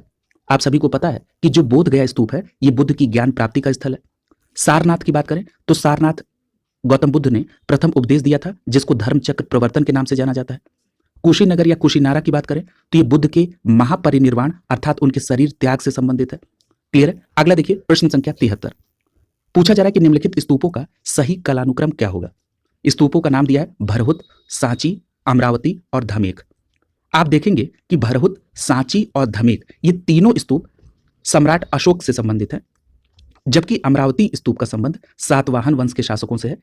इसलिए यहां पर अब अशोक की ये तीनों जो स्तूप है ये किस समय पे हुए ये निर्धारित करना कठिन है, इसलिए यहां पर ये प्रश्न डिस्प्यूटेड हो गया। क्लियर है? लेकिन आप ये ध्यान रखेंगे कि इन स्तूपों का संबंध किस राजा से है। अगला है प्रश्न संख्या 74। प्रश्न संख्या 74 में पूछा जा रहा है कि अनात्मवाद का जो सिद्धांत है ये किससे संबंधित है। तो आपका जवाब हो जाएगा अनात्मवाद का सिद्धांत बौद्ध दर्शन से संबंधित है। प्रश्न संख्या 74 का सी विकल्प सही हो जाएगा। अब ये प्रश्न उठता है कि ये अनात्मवाद का सिद्धांत क्या है। तो याद रखिएगा जो बौद्ध दर्शन में अनात्मवाद का सिद्धांत है ये गौतम बुद्ध के प्रतीत्य समुत्पाद सिद्धांत से सिद्ध होता है। अब एक प्रश्न और खड़ा हुआ कि ये प्रतीत्य समुत्पाद सिद्धांत क्या है। तो याद रखिएगा इसे कारण कार्य सिद्धांत भी कहा जाता है। इसका मतलब यह है कि कोई भी कार्य बिना कारण के संपन्न नहीं होता है, इसीलिए इसको आश्रित उत्पत्ति नियम भी कहा जाता है। क्लियर है? याद रखिएगा इसे नैरात्मवाद भी कहा जाता है। कुछ विचारकों का यह मानना है कि जो अनात्मवाद का सिद्धांत है यह केवल आत्मा पर लागू होता है, लेकिन गौतम बुद्ध जी ने कहा सर्व अनात्मकम, यानी इसमें आत्मा और भौतिक दोनों जगत की व्याख्या होती है। इसका अर्थ क्या है? इसका अर्थ यह है कि न तो आत्मा हमेशा अस्तित्व में रहेगी और न ही कोई भौतिक पदार्थ हमेशा अस्तित्व में रहेगा। क्लियर है? इसका एक क्लियर कट ये मतलब है। ठीक है, तो याद रखेंगे कि द्रव्यता, एकता, तादात्म्य और नित्यता ये आदि कल्पना मात्र है। ठीक है, ये सभी क्या है? काल्पनिक है। क्लियर है? अगला देखिए प्रश्न संख्या 75। पूछा जा रहा है कि संसार अस्थिर है और क्षणिक है, इसका संबंध किससे है। तो ठीक है, अभी आपने अनात्मवाद का सिद्धांत देखा। याद रखिएगा अनात्मवाद का सिद्धांत और क्षणिकवाद का सिद्धांत ये दोनों सिद्धांत बौद्ध धर्म से संबंधित है, इसलिए प्रश्न संख्या 75 का ए विकल्प आपका सही हो जाएगा। ठीक है, संसार अस्थिर है और क्षणिक है, यानी ये अनात्म है और क्षणिकवाद है। ठीक है, यानी ए विकल्प यहां पर सही हो जाएगा। याद रखिएगा ये जो क्षणिकवाद है ये बौद्ध दर्शन ने स्वीकार किया और बुद्ध ने स्वयं अनित्यवाद के सिद्धांत का प्रतिपादन किया। क्षणिकवाद जो है ये अनित्यवाद का तार्किक विकास है। ठीक है, क्लियर है? तो यानी आपने अभी जाना था कि न तो आत्मा हमेशा अस्तित्व में रहती है और न ही कोई भौतिक जड़ चेतन। ठीक है, तो इन दोनों बातों को आप याद रखेंगे, ये सभी चीजें क्या है? क्षणिक मात्र है। ठीक है, उदाहरण में बताया गया कि जिस प्रकार नदी की एक बूंद एक क्षण के लिए सामने आती है, दूसरे क्षण वो विलीन हो जाती है, उसी प्रकार जगत की जो समस्त वस्तु है वो क्या है? क्षण मात्र के लिए अस्तित्व में है। क्लियर है? अगला देखिए प्रश्न संख्या 76। पूछा जा रहा है कि निम्नलिखित में से किसे एशिया का ज्योतिपुंज के तौर पे जाना जाता है। तो आपका सही जवाब क्या होगा? यहां पर गौतम बुद्ध को एशिया का ज्योतिर्पुंज के नाम से जाना जाता है। प्रश्न संख्या 76 का ए विकल्प आपका यहां पर सही हो जाएगा। एशिया का ज्योतिपुंज गौतम बुद्ध को जाना जाता है। अब प्रश्न उठता है कि जो एशिया का ज्योतिपुंज गौतम बुद्ध को जाना जाता है, इनके जीवन पर किसने द लाइट ऑफ एशिया नामक पुस्तक की रचना की थी। तो आपका सही जवाब क्या होगा? Edwin Arnold. एडविन अर्नाल्ड ने द लाइट ऑफ एशिया नामक पुस्तक की रचना की थी। आप इसे भी याद रखेंगे। क्लियर है? यहां पर एक प्रश्न और आपसे पूछा जाता है, इसी से संबंधित पूछा जाता है कि जो द लाइट ऑफ एशिया नामक पुस्तक है इसका विषय वस्तु किस पर आधारित है। तो याद रखिएगा ये ललित विस्तार के विषय वस्तु पर आधारित है, द लाइट ऑफ एशिया, जो कि एडविन अर्नाल्ड की। ठीक है, अगला देखिए प्रश्न संख्या 77। पूछा जा रहा है कि एशिया का ज्योतिपुंज के नाम से किसे जाना जाता है। तो आपका सही जवाब क्या होगा? भगवान बुद्ध, अर्थात बी ऑप्शन यहां पर सही हो जाएगा। पूछा जा रहा है कि क्षणिकवाद का प्रतिपादन किसने किया था। तो अभी चर्चा हुई है अनात्मवाद और क्षणिकवाद का संबंध किससे है? बुद्ध से। ठीक है, और ये प्रतीत्व समुत्पाद पूछा जाए सिद्धांत तो ये भी गौतम बुद्ध से संबंधित है, इसलिए यहां पर ए विकल्प आपका आंसर हो जाएगा। क्लियर है? इन सभी बातों को आप ध्यान में रखेंगे। अगला देखिए प्रश्न संख्या 79। प्रश्न संख्या 79 में पूछा जा रहा है कि भारत के सांस्कृतिक इतिहास के संदर्भ में पारमिता शब्द का सही विवरण निम्नलिखित में से कौन सा है। यानी पारमिता शब्द का मतलब क्या है। तो याद रखिएगा कि यहां पर सी विकल्प आपका सही हो जाएगा। परिपूर्णताएं जिनकी प्राप्ति से बोधिसत्व पथ प्रशस्त होता है उसको कहा जाता है पारमिता। यानी पारमिता वो साधन है जिसके द्वारा बोधिसत्वों को बुद्धत्व प्राप्त होता है। क्लियर है? यानी यहां पर सी विकल्प आपका आंसर हो जाएगा। आइए इसके एक्सप्लेनेशन को देखते हैं। देखिए बौद्ध धर्म में बोधिसत्वों को बुद्धत्व प्राप्त करने के लिए पारमिता नामक विशिष्ट साधना का वर्णन किया गया है। और बताया गया कि पारमिता ही एकमात्र ऐसा साधन है जिसके द्वारा बुद्ध की जो मान्य पदवी बुद्धत्व है उसे प्राप्त किया जा सकता है। याद रखिएगा, बोधिचर्यावतार में आचार्य सातिदेव ने कहा कि जो साधक बुद्धत्व की प्राप्ति के लिए यत्नवान है, अर्थात जो बोधिसत्व है, उसे 60 पारमिताओं को ग्रहण करना चाहिए। अब 60 पारमिताएं क्या क्या है? दान पारमिता, शील पारमिता, शांति पारमिता, वीर्य पारमिता, ध्यान पारमिता और प्रज्ञा पारमिता। ठीक है, ये 60 पारमिताएं हैं जिसको अपनाकर, जिसको ग्रहण करके ही बोधिसत्व बुद्धत्व को प्राप्त कर सकते हैं। अब आपको बिल्कुल क्लियर हो गया होगा। अगला देखिए, और यहां पर एक बात और याद रखिएगा, इन 60 पारमिताओं में जो प्रज्ञा पारमिता है वो क्या है? प्राधान्य है। ठीक है, इस फैक्ट को भी आप याद रखेंगे। अगला है प्रश्न संख्या 80। पूछ रहा है कि सर एडविन अर्नाल्ड की पुस्तक द लाइट ऑफ एशिया किस पर आधारित है? देखिए, मैंने अभी उसको कोरिलेट किया था, याद रखिएगा, ये ललित विस्तार के विषय वस्तु पर आधारित है। प्रश्न संख्या 80 का बी विकल्प यहां पर सही हो जाएगा। याद रखिएगा, इस पुस्तक का जो प्रकाशन है वो 1879 में लंदन में, यानी 1879 में लंदन में इस पुस्तक का प्रकाशन एडविन अर्नाल्ड के द्वारा किया गया था। पुस्तक का नाम है द लाइट ऑफ एशिया और इसकी विषय वस्तु किस पर आधारित है? ललित विस्तार पर। अगला देखिए, प्रश्न संख्या 81। पूछा जा रहा है कि बौद्ध धर्म में महायान और हीनयान संप्रदाय में सर्वाधिक मौलिक अंतर निम्नलिखित में से कौन सा है? देखिए, मैंने आपको बताया था कि जो महायान शाखा है उन्होंने बौद्ध को देवत्व के रूप में स्वीकार किया, यानी देवता के रूप में, और मैंने आपको वहीं पर कोरिलेट किया था कि जो हीनयान है इन्होंने कहा कि जो बुद्ध है वो महापुरुष है। यानी किस पर कोरिलेट कर लेंगे आप इसको? देवी देवताओं की पूजा से संबंधित इन लोगों में अंतर है, यानी 81 का यहां पर सी विकल्प आपका आंसर हो जाएगा। क्लियर है?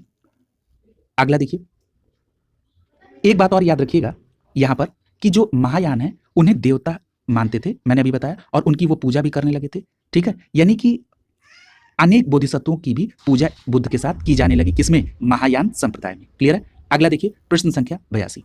पूछा जा रहा है कि गौतम बुद्ध को एक देवता का स्थान किस राजा के युग में प्राप्त हुआ? तो कोरिलेट कर लीजिए, महायान और हीनयान ये दो संप्रदाय किसके शासनकाल में बने थे? तो चतुर्थ बौद्ध संगीति का आयोजन कुषाण वंश के शासक कनिष्क के शासनकाल में हुआ था। इसका मतलब कि गौतम बुद्ध को जब देवता के स्थान मिला वो किसके रूप में मिला? कनिष्क के शासनकाल में। ठीक है, और पुरुष के रूप में भी स्थान कनिष्क के शासनकाल में। क्यों? क्योंकि इसी के शासनकाल में बुद्ध दो संप्रदाय में विभाजित हुआ था। क्लियर है? इसलिए बी विकल्प यहाँ पर सही हो जाएगा। बिल्कुल कोई कंफ्यूजन नहीं रखना है, बिल्कुल कई बार इसको स्पष्ट किया जा रहा है। क्लियर है? अगला देखिए, प्रश्न संख्या 83। प्रश्न संख्या 83 में पूछा जा रहा है कि भारत में पहले जिस मानव प्रतिमा को पूजा गया वो कौन सी है? तो आपका सही जवाब क्या होगा? यहां पर जो विकल्प दिए गए हैं उसमें आपका सी विकल्प सही हो जाएगा। भारत में बुद्ध को की मानव प्रतिमा को सर्वप्रथम पूजा गया, यहां पर सी विकल्प आपका सही हो जाएगा। और यह पूछा जाए कि बौद्ध धर्म की किस शाखा ने बुद्ध को मूर्ति के रूप में पूजा? तो आपका सही जवाब क्या हो जाएगा? महायान शाखा ने। क्लियर है? अगला देखिए, प्रश्न संख्या 84। पूछा जा रहा है कि देश में निम्नलिखित में से किसने मूर्ति पूजा की नींव रखी? तो मैं फिर बता रहा हूं कि जो विकल्प में ऑप्शन दिया गया है इसके अनुसार बौद्ध धर्म ने सबसे पहले मूर्ति पूजा की नींव रखी और वो भी महायान शाखा ने। तो प्रश्न संख्या 84 का बी विकल्प यहां पर आंसर हो जाएगा। अगला देखिए, प्रश्न संख्या 85। पूछा जा रहा है कि गांधार शैली की मूर्ति कला में बुद्ध के सारनाथ में हुए प्रथम धर्मोपदेश से संबंध प्रवचन मुद्रा का नाम क्या है? तो याद रखिएगा उसका नाम क्या है? धर्म चक्र, यानी यहां पर विकल्प सी आपका आंसर हो जाएगा। प्रश्न संख्या 85 का सी विकल्प सही हो जाएगा। याद रखिएगा, जो गांधार कला है उसकी उत्पत्ति का स्रोत एशिया माइनर और हेलेनिस्टिक कला थी, और इस शैली का विकास का जो मुख्य विषय था वो महात्मा बुद्ध का जीवन चरित्र था। याद रखिएगा, इसके अंतर्गत बुद्ध की धर्म चक्र मुद्रा, ध्यान मुद्रा, अभय मुद्रा, वरद मुद्रा, इन सभी मुद्राओं की मूर्तियों का निर्माण किया गया। अगला देखिए, प्रश्न संख्या 86। पूछा जा रहा है कि बुद्ध की खड़ी प्रतिमा निम्न में से किस काल में बनाई गई थी? तो याद रखिएगा, जो बुद्ध की खड़ी प्रतिमा है वो कुषाण काल में बनाई गई थी। प्रश्न संख्या 86 का यहां पर बी विकल्प आपका सही हो जाएगा कि जो बुद्ध की खड़ी प्रतिमा है वो कुषाण काल में बनाई गई थी। यहां पर एक बात याद रखिएगा कि कुषाण काल में ही गांधार और मथुरा कला शैली के तहत बुद्ध एवं अन्य बोधिसत्वों की कई मूर्तियां बनाई गई बैठी और खड़ी स्थिति में। बी.एस. अग्रवाल साहब का मत है कि सर्वप्रथम मथुरा में बुद्ध की मूर्ति का निर्माण हुआ, इसके पर्याप्त आधार हैं। और अगर ह्वेनसांग की बात करें तो ह्वेनसांग ने बताया कि बुद्ध की जो प्रथम प्रतिमा है वो कौशाम्बी में बनी। तो बुद्ध की प्रथम प्रतिमा कहां बनी इस बात को लेकर मतभेद है। ठीक है, लेकिन एक बात क्लियर है कि कुषाण काल में ही गांधार और मथुरा कला शैली के तहत बुद्ध और अन्य बोधिसत्वों की बैठी और खड़ी स्थिति में मूर्ति बनी। अगला देखिए, प्रश्न संख्या 87। पूछा जा रहा है कि बुद्ध की प्राचीनतम प्रतिमा किस शैली में प्राप्त होती है? तो यहां पर आपका सही जवाब क्या हो जाएगा? यहां पर आपका ई विकल्प सही हो जाएगा। ठीक है, यानी एक से अधिक। जो प्राचीनतम शैली में आप जानते हैं कि गांधार और मथुरा कला शैली में इस प्रकार की मूर्तियां मिली हैं, तो यानी यहां पर ई विकल्प आपका आंसर हो जाएगा। क्लियर है? अगला देखिए प्रश्न संख्या 88। प्रश्न संख्या 88 में पूछा जा रहा है कि भगवान बुद्ध की प्रतिमा कभी कभी एक हस्त मुद्रा युक्त दिखाई गई है जिसे भूमि स्पर्श मुद्रा कहा जाता है। इसका प्रतीक क्या है? यानी भूमि स्पर्श मुद्रा का प्रतीक क्या है? अभी आपने एक प्रश्न पढ़ा था तो उसमें भी इस बात का जिक्र आया था, तो जरा समझिए कि भूमि स्पर्श मुद्रा क्या है। याद रखिएगा, ये दर्शाता है कि यदि कामदेव का प्रलोभन आए फिर भी आप अपनी शुचिता और शुद्धता को बनाए रखें। इस बात को बुद्ध का धरती का आह्वान है। ठीक है, इस बात की साक्षी के लिए बुद्ध का धरती से आह्वान है। ठीक है, तो यानी यहां पर आपका सही जवाब क्या हो जाएगा? विकल्प बी सही हो जाएगा। देखिए ये जो मार लिखा है इसका मतलब होता है कामदेव, यानी कामदेव के प्रलोभनों के बावजूद अपनी शुचिता और शुद्धता का साक्षी होने के लिए बुद्ध का धरती का आह्वान है। ठीक है, कौन सी? भूमि स्पर्श मुद्रा। क्लियर है? तो याद रखेंगे इसे। प्रश्न संख्या 88 का बी विकल्प यहां पर सही हो जाएगा। अगला देखिए प्रश्न संख्या 89। पूछ रहा है कि भूमि स्पर्श मुद्रा का सारनाथ में जो बुद्ध मूर्ति है ये किस काल से संबंधित है? बहुत अच्छा प्रश्न है। यह प्रश्न कई प्रतियोगी परीक्षाओं में पूछा जा चुका है, तो आपका सही जवाब क्या होगा? यहां पर आपका विकल्प डी सही हो जाएगा। जो सारनाथ में भूमि स्पर्श मुद्रा है वो किससे संबंधित है? गुप्त काल से संबंधित है। और इस भूमि स्पर्श मुद्रा का अर्थ क्या है कि कामदेव यानी मार के प्रलोभन के बावजूद अपनी शुचिता और शुद्धता को बनाए रखने के लिए बुद्ध का धरती का आह्वान को प्रदर्शित करती है भूमि स्पर्श मुद्रा। और किस काल में मूर्ति बनी सारनाथ में? गुप्त काल में, इसलिए यहां पर डी विकल्प आपका सही हो जाएगा। क्लियर है? अगला देखिए प्रश्न संख्या 90। प्रश्न संख्या 90 में पूछा जा रहा है कि सारनाथ की भूमि स्पर्श मुद्रा बुद्ध प्रतिमा किस समय में बनी? तो आपका सही जवाब क्या हो जाएगा? विकल्प बी, गुप्त काल में। ठीक है, देखिए ये आरओ एआरओ के एग्जाम में भी पूछा गया। अगला है प्रश्न संख्या 91। निम्नलिखित युग्मों पर विचार कीजिए। पहला लिखा है परिव्याजक। ये जो परिव्याजक है इसका संबंध है परित्यागी व भ्रमणकारी से, यानी पहला बिल्कुल सही सुमेलित है। दूसरा करा है श्रमण। देखिए श्रमण का संबंध भिक्षु से है। ठीक है, इसलिए यहां पर यह सही सुमेलित नहीं है।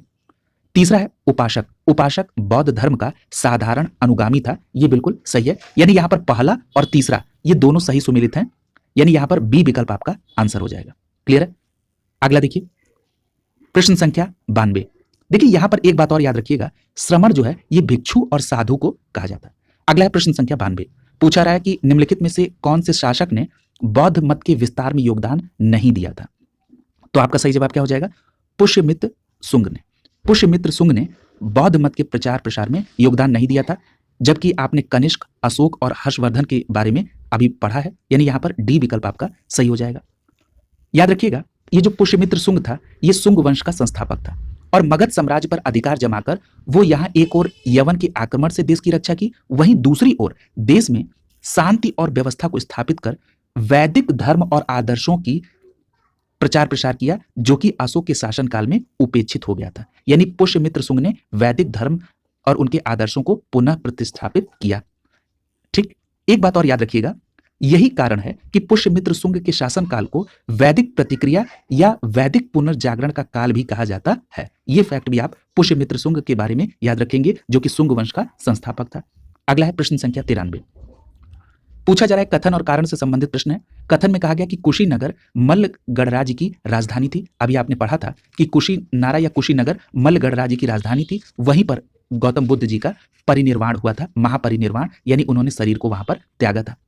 आर में बताया जा रहा है कि महात्मा बुद्ध का परिनिर्वाण कुशीनगर में हुआ था। ये दोनों स्टेटमेंट इंडिविजुअल कैपेसिटी में बिल्कुल सही है, लेकिन आप देख रहे हैं कि पूछा रहा है कथन में कि कुशीनगर मल्ल गणराज्य की राजधानी थी, इसको एक्सप्लेन नहीं कर रहा है कारण में। कारण में एक अलग सा स्टेटमेंट दिया है जो कि सही है, इसलिए यहां पर व्याख्या नहीं हो रही है। क्लियर? यानी ए और आर दोनों सही है लेकिन व्याख्या नहीं हो रही है। तो यहां पर प्रश्न संख्या 93 का जो सही जवाब हो जाएगा वो क्या हो जाएगा? विकल्प बी सही हो जाएगा। क्लियर है? याद रखेंगे।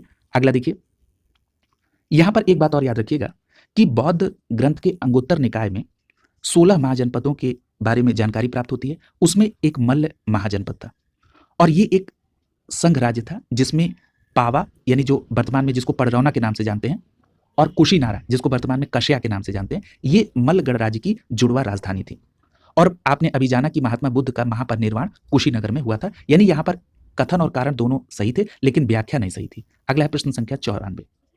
पूछा जा रहा है कि निम्नलिखित युग्मों में से कौन सा सही सुमेलित है? देखिए अभी ऊपर अंगुत्तर निकाय की चर्चा हुई है, एक फैक्ट दिमाग में आ रहा है। एक प्रश्न पूछा गया था कि जब कोई व्यक्ति संघ में प्रवेश पाता है तो वो वर्णहीन हो जाता है, इसका विवरण कहाँ पर है? तो याद रखिएगा इस बात का उल्लेख अंगुत्तर निकाय में है। ठीक है, तो याद रखेंगे ये जो बौद्ध ग्रंथ अंगुत्तर निकाय है, इसमें कहा गया कि जब कोई व्यक्ति संघ में प्रवेश पाता है तो वो वर्णहीन हो जाता है। और एक बात और याद रखिएगा, यहाँ पर गणराज्य शब्द की चर्चा हुई है, तो याद रखिएगा बुद्ध काल में कितने गणराज्य थे? तो आपका जवाब होगा 10। ये प्रश्न भी पूछा जा चुका है। ठीक है, तो इन सभी तथ्यों को आपको रिलेट करके याद रखेंगे। प्रश्न संख्या 94 देखिए, पूछ रहा है कि कौन सा सही सुमेलित है? लोथल।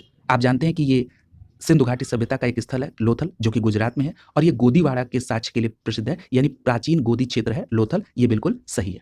दूसरा दिया गया है सारनाथ। सारनाथ में बताया जा रहा है कि बुद्ध का प्रथम धर्मोपदेश, ये भी सही है, जिसको धर्मचक्र प्रवर्तन के नाम से जानते हैं। अगला है राजगीर में अशोक का सिंह स्तंभ शीर्ष, ये गलत है। अब ये गलत क्यों है? क्योंकि आप सभी को पता है कि जो अशोक का सिंह स्तंभ शीर्ष है वो सारनाथ से संबंधित है। ठीक है, चौथा दिया है नालंदा, बौद्ध अधिगम का महान पीठ, यानी कि बौद्ध अधिगम मतलब ज्ञान प्राप्ति से, यानी ये बिल्कुल सही है। आप जानते हैं कि नालंदा में नालंदा विश्वविद्यालय जो कि बौद्ध धर्म का अध्ययन केंद्र भी रहा। ठीक, यानी यहाँ पर पहला, दूसरा और चौथा ये बिल्कुल सही है, यानी यहाँ पर सी विकल्प आपका सही हो जाएगा। क्लियर है? अगला देखिए, और यहाँ पर एक बात और याद रखिएगा कि जो नालंदा में विश्वविद्यालय की स्थापना की गई थी, ये किसके द्वारा की गई थी? तो ये कुमार गुप्त के द्वारा की गई थी। क्लियर? और जो अशोक का सिंह शीर्ष स्तंभ है वो कहां पर है? सारनाथ में। अगला है प्रश्न संख्या 95। पूछा जा रहा है कि महायान बौद्ध धर्म में बोधिसत्व अवलोकितेश्वर को और किस अन्य नाम से जाना जाता है? तो याद रखिएगा महायान बौद्ध धर्म में बोधिसत्व अवलोकितेश्वर को पद्म पाणी के नाम से जाना जाता है, इसलिए यहां पर सी विकल्प आपका सही हो जाएगा। प्रश्न संख्या 95 का सी विकल्प यहां पर सही हो जाएगा। याद रखिएगा बौद्ध दर्शन में यह माना गया है कि बोधिसत्वों में जो अवलोकितेश्वर हैं इनकी स्थिति महामंडित है। उन लोगों ने यह निश्चय किया था कि वे तब तक बुद्ध नहीं बनेंगे जब तक कि सभी मनुष्य निर्वाण प्राप्त नहीं कर लेते। इसलिए बौद्ध धर्म पर हिंदू धर्म का प्रभाव परिलक्षित होता है और अवलोकितेश्वर नारायण या पद्म पाणी विष्णु का ही एक नाम है, उनसे संबंधित है। ठीक है, तो ये सभी बातें आप यहां पर याद रखेंगे, यानी अवलोकितेश्वर को जो पद्मपाणी के नाम से जानते हैं, पद्मपाणी या नारायण ये दोनों नाम विष्णु के ही हैं, इसलिए इस पर बौद्ध धर्म पर हिंदू धर्म का प्रभाव था। और ये किससे संबंधित हो जाएगा? ये महायान शाखा से संबंधित होगा। अगला देखिए प्रश्न संख्या 96। प्रश्न संख्या 96 में पूछा जा रहा है कि भारत के धार्मिक इतिहास के संदर्भ में निम्नलिखित कथनों पर विचार कीजिए। पहला कथन दिया गया है स्थाविरवादी जो है महायान बौद्ध धर्म के संबंध है, तो ये यहां पर गलत हो जाएगा। क्यों? क्योंकि ये जो स्थाविरवादी हैं ये हीनयान बौद्ध धर्म से संबंधित है, न कि महायान से। क्लियर है? दूसरा दिया है लोकोत्तरवादी जो संप्रदाय है ये बौद्ध धर्म के महासांगिक संप्रदाय की एक शाखा है। ये बिल्कुल सही है कि जो लोकोत्तरवादी संप्रदाय है ये बौद्ध धर्म के महासांगिक संप्रदाय की एक शाखा है। यहां पर एक बात और याद रखिएगा कि यदि आपसे पूछा जाए कि हेमवत संप्रदाय, तब भी आप याद रखेंगे कि हेमवत संप्रदाय भी महासांगिक संप्रदाय की एक शाखा है। ठीक है, तो इसको भी याद रखेंगे, लोकोत्तरवादी संप्रदाय और हेमवत संप्रदाय ये महासांगिक संप्रदाय की एक शाखा थी। अगला है कि महासंघिकों द्वारा बुद्ध के देवतारोपण में महायान बौद्ध धर्म को प्रोत्साहित किया है, तो ये भी यहां पर विकल्प सही है। आप सभी को पता है कि महासांघिकों के द्वारा महायान बौद्ध धर्म में बुद्ध को देवता के रूप में रिप्रेजेंट किया गया, ये भी स्टेटमेंट बिल्कुल सही है। इसलिए प्रश्न संख्या 96 का दूसरा और तीसरा ये दोनों स्टेटमेंट सही है, यानी यहां पर आपका बी विकल्प आंसर हो जाएगा। क्लियर है? यहां पर यह समझ लीजिए कि जो स्थिविरवाद है या जो जिसको आप थेरावादी भी कहते हैं, ये परंपरागत नियम में आस्था रखने वाले संप्रदाय से संबंधित है। यानी जो परंपरागत नियम में आस्था रखने वाले हैं उनको स्थिविरवाद या थेरावादी कहा जाता है। ये जो स्थिविरवाद है ये बौद्ध धर्म की हीनयान शाखा से है। और इसका नेतृत्व किसने किया? तो इसका नेतृत्व महाकात्यायन ने किया। और जो लोग परिवर्तन के साथ नियम को स्वीकार करने वाले हैं उन संप्रदाय को कहा जाता है महासांगिक। ठीक है, तो अब कोई कंफ्यूजन आपको नहीं होना चाहिए। जो लोग परंपरागत नियम के आधार पर आस्था रखने वाले हैं उन संप्रदाय को कहा जाता है स्थिविरवाद या थेरावादी। और जो लोग परिवर्तन के साथ स्वीकार कर रहे हैं, आस्था रख रहे हैं, उनको क्या कहा जाता है? उनको कहा जाता है महासांगिक। दूसरी बात कि जो स्थिविरवाद है या जो थेरावादी हैं उनका नेतृत्व किसने किया? महाकात्यायन ने। और जो महासांगिक हैं उनका नेतृत्व किसने किया? तो महाकश्यप ने किया। क्लियर? याद रखिएगा लोकोत्तरवादी संप्रदाय बौद्ध धर्म के महासांगिक संप्रदाय की एक शाखा है। क्लियर है? और बौद्ध धर्म में लोकोत्तरवादी निकाय 18 निकायों में से एक है। क्लियर है? और इसके अलावा मैंने एक निकाय और संप्रदाय बताया था हेमवत संप्रदाय, ये भी किससे संबंधित है? इसका संबंध भी महासांगिक से है। इतनी बातों को आप यहां पर स्पष्ट याद रखेंगे। अब इसके संदर्भ में कोई कंफ्यूजन आपके मन में नहीं होना चाहिए। अगला है प्रश्न संख्या 97। पूछा जा रहा है कि भारतीय इतिहास के संदर्भ में निम्नलिखित में से कौन भावी बुद्ध है जो संसार की रक्षा हेतु अवतरित होंगे। यानी भावी बुद्ध जो आगे भविष्य में आएंगे उनको क्या कहते हैं, उनको मैत्रेय कहा जाता है। यानी यहाँ प्रश्न संख्या 97 का सी विकल्प आपका आंसर हो जाएगा। याद रखिएगा, बौद्ध मान्यताओं के अनुसार मैत्रेय एक संस्कृत शब्द है, एक बोधिसत्व है जो कि पृथ्वी पर भविष्य में अवतरित होंगे, बुद्धत्व प्राप्त करेंगे और विशुद्ध धर्म की शिक्षा देंगे, ऐसी बौद्ध मान्यताएं। ये जो मैत्रेय हैं, इनके अवतरण की भविष्यवाणी ऐसे समय के लिए की गई है जब लोक में अनैतिकता और अनाचार इतना बढ़ जाएगा कि मानव जीवन असुरक्षित दिखने लगे। तो लोगों की सुरक्षा के लिए, लोगों को बचाने के लिए मैत्रेय अवतरित होंगे। क्लियर। अगला देखिए, प्रश्न संख्या 98। पूछा जा रहा है कि भारत के धार्मिक इतिहास के संदर्भ में निम्नलिखित कथनों पर विचार कीजिए। पहला कह रहा है कि बोधिसत्व बौद्ध मत के हीनयान संप्रदाय का केंद्रीय संकल्पना है। देखिए, इसके संदर्भ में मैंने अभी आपको कई बार ये बताया है कि जो बोधिसत्व है वो बौद्ध मत की महायान शाखा से संबंधित है, इसलिए आपका जो पहला स्टेटमेंट है ये क्या हो जाएगा, गलत हो जाएगा। हीनयान नहीं, बोधिसत्व बौद्ध मत के महायान संप्रदाय का केंद्रीय वस्तु। मैंने आपसे उस समय भी हिंट किया था कि इस समय इस प्रकार के प्रश्न कई बार स्टेटमेंट में पूछे जा रहे हैं, तो याद रखेंगे। अब आप बोधिसत्व अपने प्रबोध के मार्ग पर बढ़ता हुआ करुणामयी है, तो ये बिल्कुल सही है। यानी यहाँ दूसरा प्रश्न आपका, दूसरा कथन आपका बिल्कुल सही है। तीसरे कथन में कहा जा रहा है कि बोधिसत्व समस्त सचेतन प्राणियों को उनके प्रयोद के मार्ग पर चलने में सहायता करने के लिए स्वयं का निर्वाण प्राप्ति विलंबित करता है। तो अभी आपने ये पढ़ा था कि इन लोगों का ये मानना था कि जब तक सभी को निर्वाण प्राप्ति ना हो जाए, यानी यहाँ पर तीसरा स्टेटमेंट भी सही है। इस प्रकार यहाँ पर दूसरा और तीसरा दोनों स्टेटमेंट यहाँ पर सही होगा और यहाँ पर प्रश्न संख्या 98 का बी विकल्प आपका आंसर हो जाएगा। क्लियर है। अभी हमने आपको बताया था कि जो बोधिसत्व है ये बौद्ध मत की महायान संप्रदाय का आदर्श और केंद्रीय संकल्पना है। यहाँ पर एक बात और याद रखिएगा, अभी जिक्र भी हुआ था कि 10 पारमिताओं का जो पूर्ण पालन है ये बोधिसत्व कहलाता है। ठीक है, तो यहाँ पारमिताओं का भी संबंध याद रखेंगे। एक बात और याद रखिएगा, बुद्ध बनना ही बोधिसत्व के जीवन की पराकाष्ठा है। क्लियर है। और याद रखिएगा, बौद्ध धर्म का जो अंतिम लक्ष्य है वो क्या है, संपूर्ण मानव समाज से दुख का अंत। और बौद्ध धर्म के अनुसार जो 4 आर्य सत्य हैं वो मैंने उल्लेख भी किया था, दुख, दुख समुदाय, दुख निरोध का मार्ग या दुख निरोध गामिनी प्रतिपदा। ठीक है। और याद रखिएगा, बौद्ध धर्म के अनुयायी अष्टांगिक मार्ग का अनुसरण करते हैं जिससे वो जीवन जीकर अज्ञानता और दुख से मुक्ति और निर्वाण पाने की कोशिश करते हैं। क्लियर है। अगला देखिए, प्रश्न संख्या 99। पूछा जा रहा है कि बोधिसत्व पद्मपाणि का चित्र सर्वाधिक प्रसिद्ध और प्रायः चित्रित चित्रकारी है जो कहां पर है। तो याद रखिएगा कहां पर है, अजंता में। यानी यहां पर प्रश्न संख्या 99 का ए विकल्प आपका सही हो जाएगा। क्लियर है। अगला देखिए, यहां पर एक बात और याद रखिएगा कि गुफा संख्या 1 ही बोधिसत्व पद्मपाणि का जो चित्र है वो अजंता चित्रकला का श्रेष्ठ कलाकृतियों में से एक है। क्लियर है। यानी याद रखेंगे कि जो बोधिसत्व पद्मपाणि का चित्र है वो कहां पर है, अजंता की गुफा में, गुफा संख्या 1। याद रखिएगा, इसे 6ठी शताब्दी के अंत में निष्पादित किया गया था। चित्र में बोधिसत्व पद्मपाणि राजसी शैली में एक नीलम जड़ित मुकुट पहना हुआ है, उसके लंबे काले बाल मनोहारी रूप से झुक रहे हैं। एक बात और याद रखिएगा, रमणी रीति से अलंकृत यह आकृति आदम कद से भी बड़ी है। ठीक है। और उसके दाहिने हाथ कुछ कुछ रुके हुए तथा कमल के पुष्प को पकड़े हुए दर्शाया गया है। ठीक है, इन बातों को आप याद रखेंगे। अगला है प्रश्न संख्या 100। पूछा जा रहा है कि हीनयान अवस्था का विशालतम एवं सर्वाधिक विकसित शैलकृत चैत्यगृह स्थित है कहां पर। तो आपका सही जवाब क्या होगा, जो हीनयान अवस्था का जो विशालतम और सर्वाधिक विकसित शैलकृत्य है वो कहां पर है, कार्ले में। यानी यहां पर आपका सी विकल्प सही हो जाएगा। ठीक है, ये प्रश्न संख्या 100 का सी विकल्प यहां पर सही होगा। अब ये प्रश्न उठता है कि ये कार्ले कहां पर है। तो याद रखिएगा, ये जो कार्ले है ये पुणे महाराष्ट्र के मावल तालुका में स्थित है, जो कि हीनयान अवस्था के विशालतम एवं सर्वाधिक विकसित शैलकृत चैत्यगृह है। क्लियर है। अगला देखिए, प्रश्न संख्या 101। पूछा जा रहा है कि निम्नलिखित में से किस शैलकृत गुफा में 11 सिरों के बोधिसत्व का अंकन मिलता है। तो याद रखिएगा, कन्हेरी, ये जो कन्हेरी शैलकृत गुफा है वहां से 11 सिरों के बोधिसत्व का अंकन मिलता है। प्रश्न संख्या 101 का सी विकल्प यहां पर आपका आंसर हो जाएगा। याद रखिएगा, एक सालसेट द्वीप है जहां पर स्थित है कन्हेरी गुफा, यानी ये महाराष्ट्र के मुंबई शहर का एक प्रमुख पर्यटन स्थल है। याद रखिएगा, ये जो गुफा है ये संजय गांधी राष्ट्रीय उद्यान परिसर में स्थित है। प्राचीन अभिलेखों में कान्हासैल, कृष्णगिरी और कानगिरी के नाम से उल्लेखित कन्हेरी बौद्धों का एक प्रमुख केंद्र है। क्लियर है।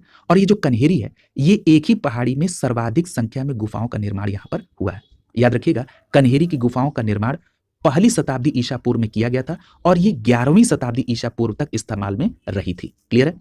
एक बात और याद रखिएगा कि गुफा संख्या 41, जिसे पहले गुफा संख्या 23 के नाम से जाना जाता था, इसमें अवलोकितेश्वर की एक रोचक मूर्ति भी स्थित है और इस अवलोकितेश्वर की मूर्ति में 4 भुजाएं हैं और 11 मुख है। ठीक है, यही मूल प्रश्न में आपसे पूछा गया था कि किस शैलकृत गुफा में 11 सिरों का बोधिसत्व का अंकन है। ठीक है, यानी 4 भुजाएं और 11 मुख है और ये किसका है? तो ये अवलोकितेश्वर की एक रोचक मूर्ति। ठीक है, और किसमें थी? तो पहले से गुफा संख्या 23 कहा जाता था और इसे अब 41 कहते हैं। याद रखिएगा, इस रूप की जो उपासना है वो चीनी, तुर्किस्तान, कंबोडिया और जापान में 7वीं और 8वीं शताब्दी में लोकप्रिय था। क्लियर है? अगला देखिए, प्रश्न संख्या 102। पूछा जा रहा है कि प्रथम शताब्दी ईस्वी में किस भारतीय बौद्ध भिक्षुक को चीन भेजा गया था? तो आपका सही जवाब क्या हो जाएगा? यहां पर प्रश्न संख्या 102 का डी विकल्प सही हो जाएगा। प्रथम शताब्दी ईसा पूर्व में नागार्जुन, जो कि भारतीय बौद्ध भिक्षुक थे, इनको चीन भेजा गया था। प्रश्न संख्या 102 का डी विकल्प यहां पर सही हो जाएगा। देखिए, जब अगर हम नागार्जुन के बारे में देखें तो नागार्जुन कनिष्क के दरबार के महान विभूति थे। ठीक है, और आपको पता है कि कनिष्क कुषाण वंश का शासक था और उसने अपनी पुस्तक माध्यमिका कारिका में सापेक्षता के सिद्धांत को प्रस्तुत किया। ठीक है, माध्यमिक कारिका में सापेक्षता के सिद्धांत को प्रस्तुत किया नागार्जुन ने। ठीक है, और चीनी मान्यता के अनुसार नागार्जुन ने चीन की यात्रा की और वहां पर बौद्ध शिक्षा प्रदान की थी। क्लियर है? अगला देखिए, प्रश्न संख्या 103 पूछ रहा है कि शून्यता के सिद्धांत का सर्वप्रथम प्रतिपादन करने वाला बौद्ध दार्शनिक कौन था? तो याद रखिएगा, आपका सही जवाब होगा नागार्जुन ने शून्यता के सिद्धांत का प्रतिपादन किया था। प्रश्न संख्या 103 का ए विकल्प आपका आंसर हो जाएगा। क्लियर है? याद रखिएगा, अभी आपने पढ़ा था कि माध्यमिक कारिका एक प्रमुख रचना थी नागार्जुन की, और माध्यमिक या शून्यवाद का मत किसने दिया? तो आपका सही जवाब क्या होगा? नागार्जुन हो जाएगा। क्लियर है? इसे सापेक्षवाद भी कहा जाता है और इसके अनुसार प्रत्येक वस्तु किसी न किसी कारण से उत्पन्न हुई है। ठीक है, और इसी से बना नागार्जुन के प्रतित्व समुत्पाद को ही शून्यता कहा गया। ठीक है, तो मैंने आपसे बताया था ना, प्रतित्व समुत्पाद का अर्थ क्या होता है? कारण कार्य सिद्धांत, यानी किसी भी कार्य के लिए कारण आवश्यक है। आप नौकरी लेने के लिए ये जो पढ़ाई कर रहे हैं, इसका कारण है क्या? आप जॉब लेना चाहते हैं, पैसा कमाना चाहते हैं। सबका अपना अलग अलग उद्देश्य होता है। कोई लोग पैसा कमाना चाहते हैं, कुछ लोग सेवा में आकर अपनी सामाजिक भूमिकाओं का निर्वहन करना चाहते हैं, साथ ही साथ वो अपनी आजीविका का साधन भी मानते हैं इसे। ठीक है, तो यानी कि एक कारण है, ठीक है, जिसके लिए कार्य किया जा रहा है, यही प्रतित्व समुत्पाद का सिद्धांत है। ठीक है, तो इन सभी बातों को आप ध्यान में रखेंगे। अगला देखिए, प्रश्न संख्या 104। प्रश्न संख्या 104 में पूछा जा रहा है कि नागार्जुन किस बौद्ध संप्रदाय के थे? तो आपका सही जवाब क्या हो जाएगा? माध्यमिक, यानी अभी आपने इसकी चर्चा की थी, तो आपका सही जवाब क्या होगा? प्रश्न संख्या 104 का सी विकल्प यहां पर सही हो जाएगा। अगला है प्रश्न संख्या 105। पूछा जा रहा है कि बौद्ध शिक्षा केंद्र है, तो याद रखिएगा बौद्ध शिक्षा केंद्र यहां पर कौन सा है? तो यहां पर आपका विकल्प ए सही हो जाएगा। विक्रमशिला जो है ये बौद्ध शिक्षा केंद्र है। प्रश्न संख्या 105 का यहां पर ए विकल्प आपका आंसर हो जाएगा। यहां पर याद रखिएगा, प्राचीन काल में यदि हम बौद्ध शिक्षा केंद्र की बात करें तो नालंदा, वल्लभी और विक्रमशिला थे। क्लियर है? सबसे पहले हम बात करते हैं नालंदा की। नालंदा जो है ये बिहार के आधुनिक पटना के दक्षिण में लगभग 40 मील दूर पर स्थित है। जो किस गांव के समीप है? तो ये बड़गांव जो आधुनिक गांव है, इसके पास ये नालंदा जगह है। ठीक, ये महायान बौद्ध धर्म के शिक्षा का प्रमुख केंद्र था। अभी आपने जाना कि बौद्ध के शिक्षा का प्रमुख केंद्र था नालंदा। अब आप बौद्ध धर्म के जो 2 संप्रदाय बन गए थे, उसमें ये याद रखेंगे कि ये महायान बौद्ध धर्म के संप्रदाय का ये प्रमुख शिक्षा केंद्र था। और नालंदा विश्वविद्यालय की स्थापना किसने कराई थी? तो नालंदा विश्वविद्यालय की स्थापना कुमारगुप्त प्रथम के द्वारा कराई गई थी। क्लियर है? अब बात करते हैं वल्लभी की। आपको पता है कि वल्लभी कहां पर है? गुजरात के काठियावाड़ क्षेत्र में है। ये आधुनिक वल नामक स्थान पर स्थित है और ये पश्चिम भारत में शिक्षा और संस्कृति का प्रमुख केंद्र था। कौन? वल्लभी। याद रखिएगा, ये हीनयान बौद्ध धर्म की शिक्षा का प्रमुख केंद्र था। यानी नालंदा महायान बौद्ध धर्म की शिक्षा का केंद्र और जो हीनयान बौद्ध धर्म की शिक्षा का केंद्र था वो कौन था? वल्लभी, गुजरात में। क्लियर है?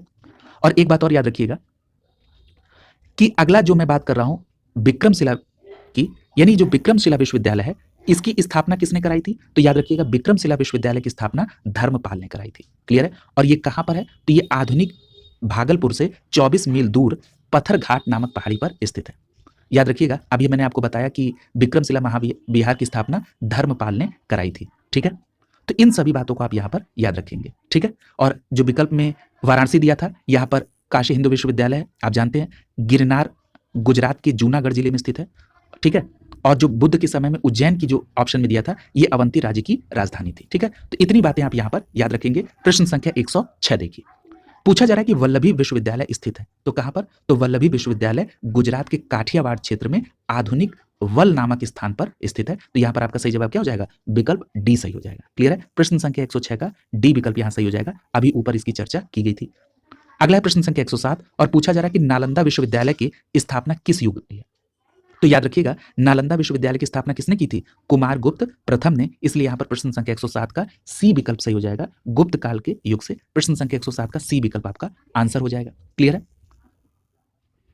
अगला देखिए, और यहां पर एक बात और याद रखिएगा नालंदा विश्वविद्यालय से संबंध में कि यह बिहार में राजगीर के निकट स्थित है और यह 5वीं शताब्दी के मध्य गुप्तों ने यहां पर नालंदा विश्वविद्यालय की स्थापना की और इसमें कुमारगुप्त प्रथम का नाम आता है। इस बाद में अगर हम बात करें तो बुद्धगुप्त, तथागत गुप्त और बालादित्य ये भी गुप्त शासक थे जिन्होंने इस बिहार में दान दिया था। तो इन नामों को भी आप कुमारगुप्त प्रथम के साथ याद रखेंगे। अगला है प्रश्न संख्या 108, पूछ रहा है कि नालंदा विश्वविद्यालय के संस्थापक कौन थे? तो कई बार चर्चा हो चुकी है, कुमारगुप्त थे। यानी यहां पर प्रश्न संख्या 108 का बी विकल्प आपका आंसर हो जाएगा। ठीक है, याद रखिएगा। यहां पर इसके एक्सप्लेनेशन को देखिए, बताया जा रहा है कि ह्वेन-सांग के अनुसार नालंदा विश्वविद्यालय के संस्थापक कौन थे? शक्रादित्य थे, जिसने बौद्ध धर्म के त्रिरत्नों के प्रति महती श्रद्धा के कारण इसकी स्थापना कराई थी। और जो शक्रादित्य की पहचान है वो कुमारगुप्त प्रथम के रूप में की गई है। ठीक है, इसलिए कहा जाता है कि नालंदा विश्वविद्यालय की स्थापना कुमारगुप्त ने की थी। क्लियर है? याद रखिएगा, इसने एक उपाधि ली थी जिसको कहा जाता है महेंद्रादित्य। ठीक है, देखिए एक प्रश्न और पूछा जाता है नालंदा विश्वविद्यालय से संबंधित। पूछा जाता है कि नालंदा विश्वविद्यालय का उत्खनन किसने कराया था? तो आपका सही जवाब क्या होगा? डॉक्टर स्पूनर ने नालंदा विश्वविद्यालय का उत्खनन कराया था। तो ये बात भी आप याद रखेंगे। ह्वेन-सांग के बारे में अभी मैंने आपसे कई बातें पूर्व में चर्चा की है। आप एक बात और याद रखिएगा, ह्वेन-सांग ने नालंदा विश्वविद्यालय में 6 वर्ष तक अध्ययन भी किया था और इसकी यात्रा वृत्तांत का नाम था सीयूकी। ठीक है, तो इस फैक्ट को भी आप और इंक्लूड कर लेंगे ह्वेन-सांग के संदर्भ में। अगला है प्रश्न संख्या 109, पूछा जा रहा है कि नालंदा विश्वविद्यालय किस लिए विश्व प्रसिद्ध था? तो आपका सही जवाब क्या होगा? बौद्ध धर्म दर्शन से। यानी यहां पर सी विकल्प आपका आंसर हो जाएगा। क्लियर है? नालंदा विश्वविद्यालय बौद्ध धर्म दर्शन के लिए फेमस था। अगला है प्रश्न संख्या 110, ये कथन और कारण से संबंधित प्रश्न है। कथन में कहा जा रहा है कि 12वीं शताब्दी के अंत तक नालंदा महाविहार का पतन हो गया। अभी आपने पढ़ा था कि जो नालंदा विश्वविद्यालय है ये 5वीं सदी में गुप्त के समय में ये अस्तित्व में आया था और इसमें सबसे पहला जो दान था ये कुमारगुप्त प्रथम के द्वारा दिया गया था। ठीक है, और ये 12वीं शताब्दी के अंत तक ये नालंदा महाविहार का पतन हो गया। ठीक है, तो ये बिल्कुल सही स्टेटमेंट है। कारण में बताया जा रहा है कि महाविहार को राजकीय प्रश्रय मिलना बंद हो गया था, ये कारण था किसके बाद ये पतन हो गया इसका। ये बिल्कुल सही है। यानी यहां पर कथन भी सही है, कारण भी सही है और व्याख्या भी सही हो रही है। इसलिए प्रश्न संख्या 110 का यहां पर ए विकल्प आपका आंसर हो जाएगा। क्लियर है? अगला देखिए, यहां पर ए विकल्प आपका आंसर हो जाएगा। याद रखिएगा, नालंदा विश्वविद्यालय के संदर्भ में कई बार चर्चा हुई है। याद रखिएगा, ये एक प्रसिद्ध बौद्ध पीठ और विश्वविद्यालय था। अगर मैं आपसे ये पूछूं कि अभी चर्चा हुई थी कि जो नालंदा विश्वविद्यालय है ये किस बौद्ध धर्म के किस संप्रदाय का प्रमुख शिक्षा केंद्र था, तो आपने बताया था महायान शाखा का। ठीक है, ये भी बात याद रखेंगे। और ये 5वीं सदी के मध्य में गुप्तों के समय में ये नालंदा विश्वविद्यालय अस्तित्व में आया। 6ठी शताब्दी से भारत में तंत्रवाद का विकास हुआ। पाल शासक धर्मपाल ने विक्रमशिला विश्वविद्यालय की स्थापना की और आगे पाल शासकों ने तंत्रवाद की शिक्षा पर केंद्रित विक्रमशिला को अधिक महत्व दिया और नालंदा विश्वविद्यालय उपेक्षित होने लगा और वो 12वीं शताब्दी के अंत तक उसका क्रमिक परिवर्तन हुआ। याद रखिएगा, बाद में बख्तियार खिलजी ने जाकर उसे जलाकर अंतिम रूप से नष्ट कर दिया था। यह भी प्रश्न आपसे पूछा जाता है। ठीक है, अगला देखिए प्रश्न संख्या 111, पूछा जा रहा है कि नव नालंदा महाविहार किसके लिए विश्वविख्यात है? यानी किसके लिए विख्यात है? तो जो नव नालंदा महाविहार है इसका पाली अनुसंधान संस्थान के रूप में विख्यात है। यानी यहां पर प्रश्न संख्या 111 का सी विकल्प आपका आंसर हो जाएगा। क्लियर है? याद रखिएगा, ये जो नव नालंदा महाविहार है ये बौद्ध अध्ययन का आधुनिक केंद्र है जिसे बिहार सरकार ने 1951 में नालंदा में स्थापित किया था और इस केंद्र में बौद्ध और पाली अनुसंधान संस्थान है। ये बड़ी संख्या में श्रीलंका, जापान, कोरिया, तिब्बत, भूटान आदि देश से यहां पर पाली और बौद्ध अध्ययन के लिए विद्यार्थी आते हैं। अगला है प्रश्न संख्या 112। प्रश्न संख्या 112 में पूछा जा रहा है कि निम्नलिखित में से बौद्ध धर्म और जैन धर्म दोनों में समान रूप से विद्यमान थे। देखिए ये प्रश्न परीक्षा के दृष्टिकोण से बहुत इंपॉर्टेंट है और इस समय इस प्रकार के प्रश्न बहुत पूछे जा रहे हैं। पहला स्टेटमेंट दिया गया, तप और भोग की अति का परिहार। देखिए ये दोनों धर्म में नहीं था, इसलिए ये पहला स्टेटमेंट तो आपका गलत हो जाएगा। अब ये किस धर्म में था, तो याद रखिएगा बौद्ध धर्म से संबंधित है। बौद्ध धर्म में आपने देखा होगा बौद्ध धर्म ने मध्यम मार्ग का अनुसरण किया। उन्होंने कहा कि तप और भोग की अति नहीं होनी चाहिए, उसका परिहार करना है, ठीक है। तो यानी यहां पर ये बौद्ध धर्म से संबंधित है, जबकि जैन धर्म में ये फॉलो हो रहा था। कैसे? देखिए आप जानते हैं कि चंद्रगुप्त मौर्य जो था वो जैन धर्म को मानने वाला था, और आपको ये भी मालूम है कि कर्नाटक की श्रवणबेलगोला में उसने उपवास पद्धति, जिसको संलेखन पद्धति कहा जाता है, इसके द्वारा उसने अपने प्राण त्यागे थे। यानी ये तप और भोग की अति होती है, ठीक है। यानी यहां पर पहला स्टेटमेंट गलत हो गया। दूसरा कहा जा रहा है कि वेद प्रमाण के प्रति अनास्था, तो ये बात बिल्कुल सही है, ये दोनों धर्म में था। कर्मकांडों की फलवत्ता का निषेध, तो ये दोनों धर्म में था, ठीक है। कर्मकांडों की फलवत्ता यानी कर्म करो और फल मिलेगा, इस प्रकार के भाव से दूर, कर्म को दोनों धर्म मानते थे, ठीक है, लेकिन कर्म कांड की फलवत्ता, इससे दोनों लोग निषेध थे। चौथा कहा जा रहा है प्राणियों में हिंसा का निषेध, यानी अहिंसा की बात, तो ये भी दोनों में थी। यानी यहां पर दूसरा, तीसरा और चौथा ये तीनों स्टेटमेंट बिल्कुल सही है, ठीक है। इसलिए यहां पर आपका 112 का सही जवाब क्या हो जाएगा, यहां पर आपका विकल्प बी सही हो जाएगा। दूसरा, तीसरा और चौथा तीनों सही है, ठीक है। अगला देखिए प्रश्न संख्या 113। पूछा जा रहा है कि प्राचीन भारतीय इतिहास के संदर्भ में निम्नलिखित में से कौन सा बौद्ध धर्म और जैन धर्म दोनों में समान रूप से विद्यमान है। देखिए ये प्रश्न फिर से रिपीट किया गया। पहला दिया गया तप और भोग की अति का परिहार, तो ये बौद्ध धर्म से संबंधित है, लेकिन जैन धर्म में ये नहीं था, यानी यहां पर पहला स्टेटमेंट आपका नहीं होगा, ये दोनों में विद्यमान नहीं था। दूसरा कह रहा है कि वेद प्रामाण्य के प्रति अनास्था, ये दोनों में थी, ये सही है। और कर्म कांडों का फलवत्ता का निषेध, ये भी दोनों में था, यानी यहां पर दूसरा और तीसरा दोनों स्टेटमेंट सही है, यानी यहां पर बी विकल्प आपका सही हो जाएगा। प्रश्न संख्या 113 का बी विकल्प सही हो जाएगा। अगला है प्रश्न संख्या 114। प्रश्न संख्या 114 में पूछा जा रहा है कि निम्नलिखित में से कौन सी बात बौद्ध धर्म और जैन धर्म में समान नहीं थी, तो आपका सही जवाब क्या हो जाएगा, आत्मदमन।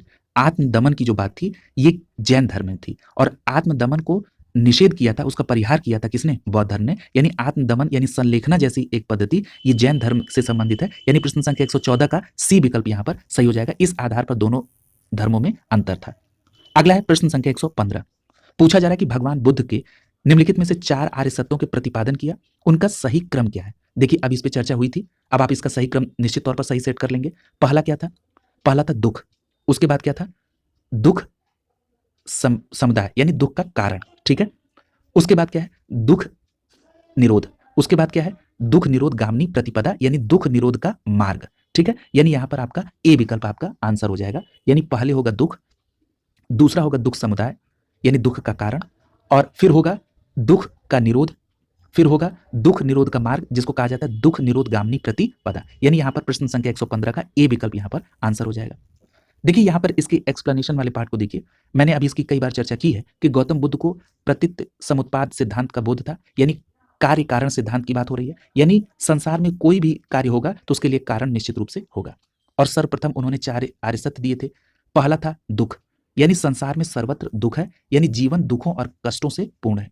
दूसरा था दुख समुदाय, दुख समुदाय का मतलब क्या है, यानी प्रत्येक वस्तु का कोई ना कोई कारण अवश्य है, इसलिए दुख का भी कारण है, तो दुख समुदाय दूसरा था। तीसरा था दुख निरोध, यानी दुख का अंत संभव है, ठीक है। और चौथा है दुख निरोध गामिनी प्रतिपदा, यानी दुख के मूल अविद्या का विनाश किया जा सकता है, और उसका मार्ग क्या है, अष्टांगिक मार्ग, ठीक है। यानी यहां पर दुख निरोध गामिनी प्रतिपदा में दुख को दूर करने के लिए अष्टांगिक मार्ग की कल्पना की गई है, ठीक है। यानी अगला देखिए प्रश्न संख्या 116। पूछा जा रहा है कि बौद्ध तथा जैन दोनों धर्म विश्वास करते थे किसमें, तो यहां पर आपका पहला स्टेटमेंट ही सही हो जाएगा, कर्म तथा पुनर्जन्म के सिद्धांत सही है, ठीक है। यानी बौद्ध और जैन धर्म दोनों लोग कर्म और पुनर्जन्म के सिद्धांत में विश्वास करते थे। प्रश्न संख्या 116 का ए विकल्प यहां पर सही हो जाएगा। याद रखिएगा गौतम बुद्ध और महावीर दोनों 6ठी शताब्दी ईसा पूर्व के धार्मिक क्रांति के अग्रदूत माने जाते हैं। अभी आपने जाना कि कर्मवाद और पुनर्जन्म में दोनों का विश्वास था। याद रखिएगा दोनों ने ही वैदिक कर्मकांडों और वेदों की जो अपौरुषता थी उसका उन्होंने विरोध किया था। और याद रखिएगा दोनों ने अहिंसा और सदाचार पर बल दिया था। क्लियर है। अगला देखिए प्रश्न संख्या 117। पूछा जा रहा है कि बौद्ध दर्शन के अनुसार इन कथन और कारणों पर विचार कीजिए। कथन में कहा जा रहा है कि पुनर्जन्म नहीं होता है, तो ये पहला स्टेटमेंट गलत हो जाएगा, क्योंकि अभी आपने पढ़ा था कि कर्म और पुनर्जन्म दोनों सिद्धांत पर दोनों ही धर्मों का विश्वास था। यानी पहला स्टेटमेंट कथन गलत हो गया। और आर में कहा जा रहा है कि आत्मा की सत्ता नहीं है, ये बिल्कुल सही है, यानी यहां पर ए सही है, ए गलत है और आर सही है। ठीक है, यानी आत्मा की सत्ता को नहीं माना लेकिन पुनर्जन्म पर विश्वास करते थे, यानी यहां पर ए गलत है और आर सही है। यानी प्रश्न संख्या 117 का यहां पर आपका डी विकल्प आंसर हो जाएगा, ए गलत है और आर सही है। अगला देखिए प्रश्न संख्या 118। देखिए इस पर पुनर्जन्म और इन सभी बातों पर कई बार चर्चा हो चुकी है, एक ही बात को कई बार रिपीट करना ठीक नहीं है। अगला है प्रश्न संख्या 118, बौद्ध धर्म के विषय में कौन सा कथन सही है? पहला करा है कि उसने वर्ण एवं जाति को अस्वीकार किया था, तो यहां पर पहला स्टेटमेंट बिल्कुल सही है। दूसरा करा है कि उसने ब्राह्मण वर्ग की सर्वोच्च सामाजिक कोटि को चुनौती दी थी, यह भी स्टेटमेंट बिल्कुल सही है। और तीसरा करा है कि उसने उच्छेद शिल्पों को निम्न माना था, यह भी कथन यहां पर सही है। यानी यहां पर तीनों कथन बौद्ध धर्म के अनुसार बिल्कुल सही दिए गए, इसलिए प्रश्न संख्या 118 का यहां पर सी विकल्प आपका आंसर हो जाएगा। क्लियर है? अगला देखिए प्रश्न संख्या 119। प्रश्न संख्या 119 में पूछा जा रहा है कि बौद्ध धर्म के विस्तार के कारणों में कौन कौन सम्मिलित था? पहला लिखा हुआ है धर्म की सादगी, तो ये बिल्कुल सही है, यानी धर्म की सादगी के कारण बौद्ध धर्म का विस्तार हुआ, बिल्कुल सही है। दूसरा कह रहा है दलितों के लिए विशेष अपील, ये भी बिल्कुल सही है। तीसरा कहा जा रहा है कि धर्म की मिशनरी भावना, ये भी बिल्कुल सही है। चौथा कहा जा रहा है कि स्थानीय भाषा का प्रयोग, ये भी बिल्कुल सही है, स्थानीय भाषा पाली का प्रयोग किया गया जिससे बौद्ध धर्म के विस्तार में सहयोग मिला। और पांचवा कहा जा रहा है कि दार्शनिकों द्वारा वैदिक भावना की सुदृढ़ता, ये गलत है। ठीक है, यानी यहां पर पहला, दूसरा, तीसरा और चौथा, ये चारों कारण बौद्ध धर्म के विस्तार के लिए बिल्कुल सही है, यानी यहां पर पांचवा नहीं होगा। इस प्रकार यहां पर प्रश्न संख्या 119 का सी विकल्प आपका आंसर हो जाएगा। क्लियर है? अगला देखिए प्रश्न संख्या 120। प्रश्न संख्या 120 में पूछा जा रहा है कि आरंभिक मध्ययुगीन समय में बौद्ध धर्म के पतन का कारण क्या है? ठीक है, किन कारणों से बौद्ध धर्म का पतन शुरू हुआ? पहला स्टेटमेंट कर रहा है कि उस समय तक बुद्ध विष्णु के अवतार समझे जाने लगे और वैष्णव धर्म का हिस्सा बन गए, ये स्टेटमेंट बिल्कुल सही है, ये बौद्ध धर्म के पतन के कारणों में एक कारण है। दूसरा कह रहा है कि अंतिम गुप्त राजा के समय तक आक्रमण करने वाली मध्य एशिया की जनजातियों ने हिंदू धर्म को अपनाया और बौद्ध धर्म को सताया, ये स्टेटमेंट गलत है, ये कारण नहीं है बौद्ध धर्म के पतन का। और तीसरा कहा जा रहा है कि गुप्त वंश के राजाओं ने बौद्ध धर्म का पुरजोर विरोध किया, ये भी स्टेटमेंट गलत है। देखिए आपने आज ही पढ़ा है कि जो भूमि स्पर्श मुद्रा की जो बुद्ध की सारनाथ मूर्ति है, ये गुप्त राजाओं ने बनवाई थी, तो आप ये कैसे कह सकते हैं कि गुप्त वंश के राजाओं ने बौद्ध धर्म का पुरजोर विरोध किया? इसलिए ये स्टेटमेंट सही नहीं है। और यहां पर पहला स्टेटमेंट 120 का सही हो जाएगा और यहां पर आपका जो सही जवाब होगा वो होगा विकल्प ए। अगला देखिए प्रश्न संख्या 121। प्रश्न संख्या 121 में पूछा जा रहा है कि भारत के धार्मिक इतिहास के संदर्भ में निम्नलिखित कथनों पर विचार कीजिए।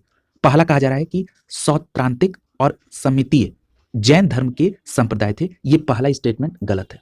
क्यों? क्योंकि जो सौत्रांतिक और समिति है ये बौद्ध मत के संप्रदाय थे, इसलिए प्रश्न संख्या 121 का पहला स्टेटमेंट यहां पर गलत हो गया।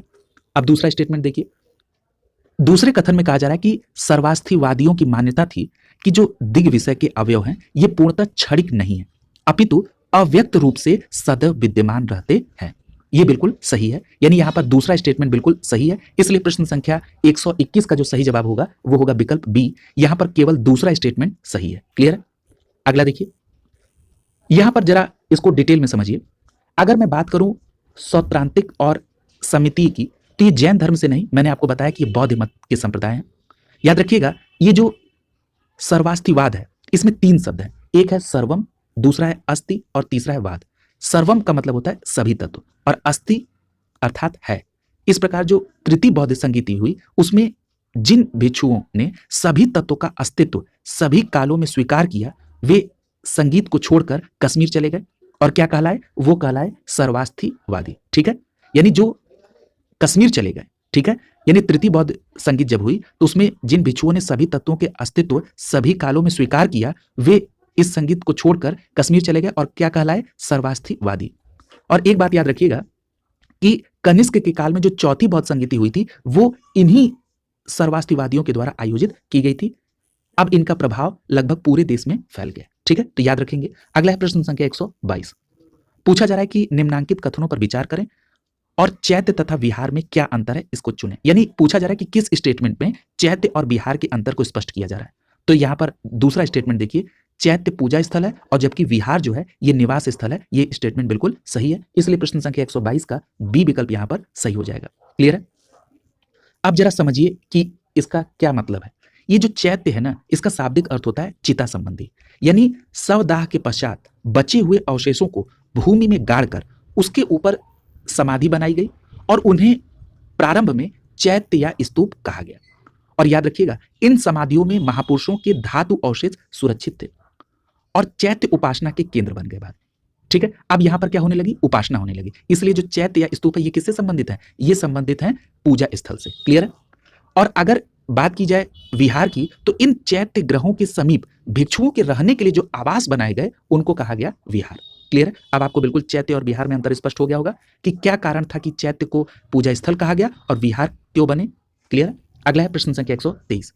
पूछा जा रहा है कि कुछ शैलकृत बौद्ध गुफाओं में कुछ चैत्य कहते हैं जबकि अन्य को विहार, दोनों में अंतर क्या है? यानी यहां पर भी आपसे चैत्य और विहार के अंतर को स्पष्ट करने के लिए कहा जा रहा है, बस यहां पर पूछने का तरीका थोड़ा सा अलग है।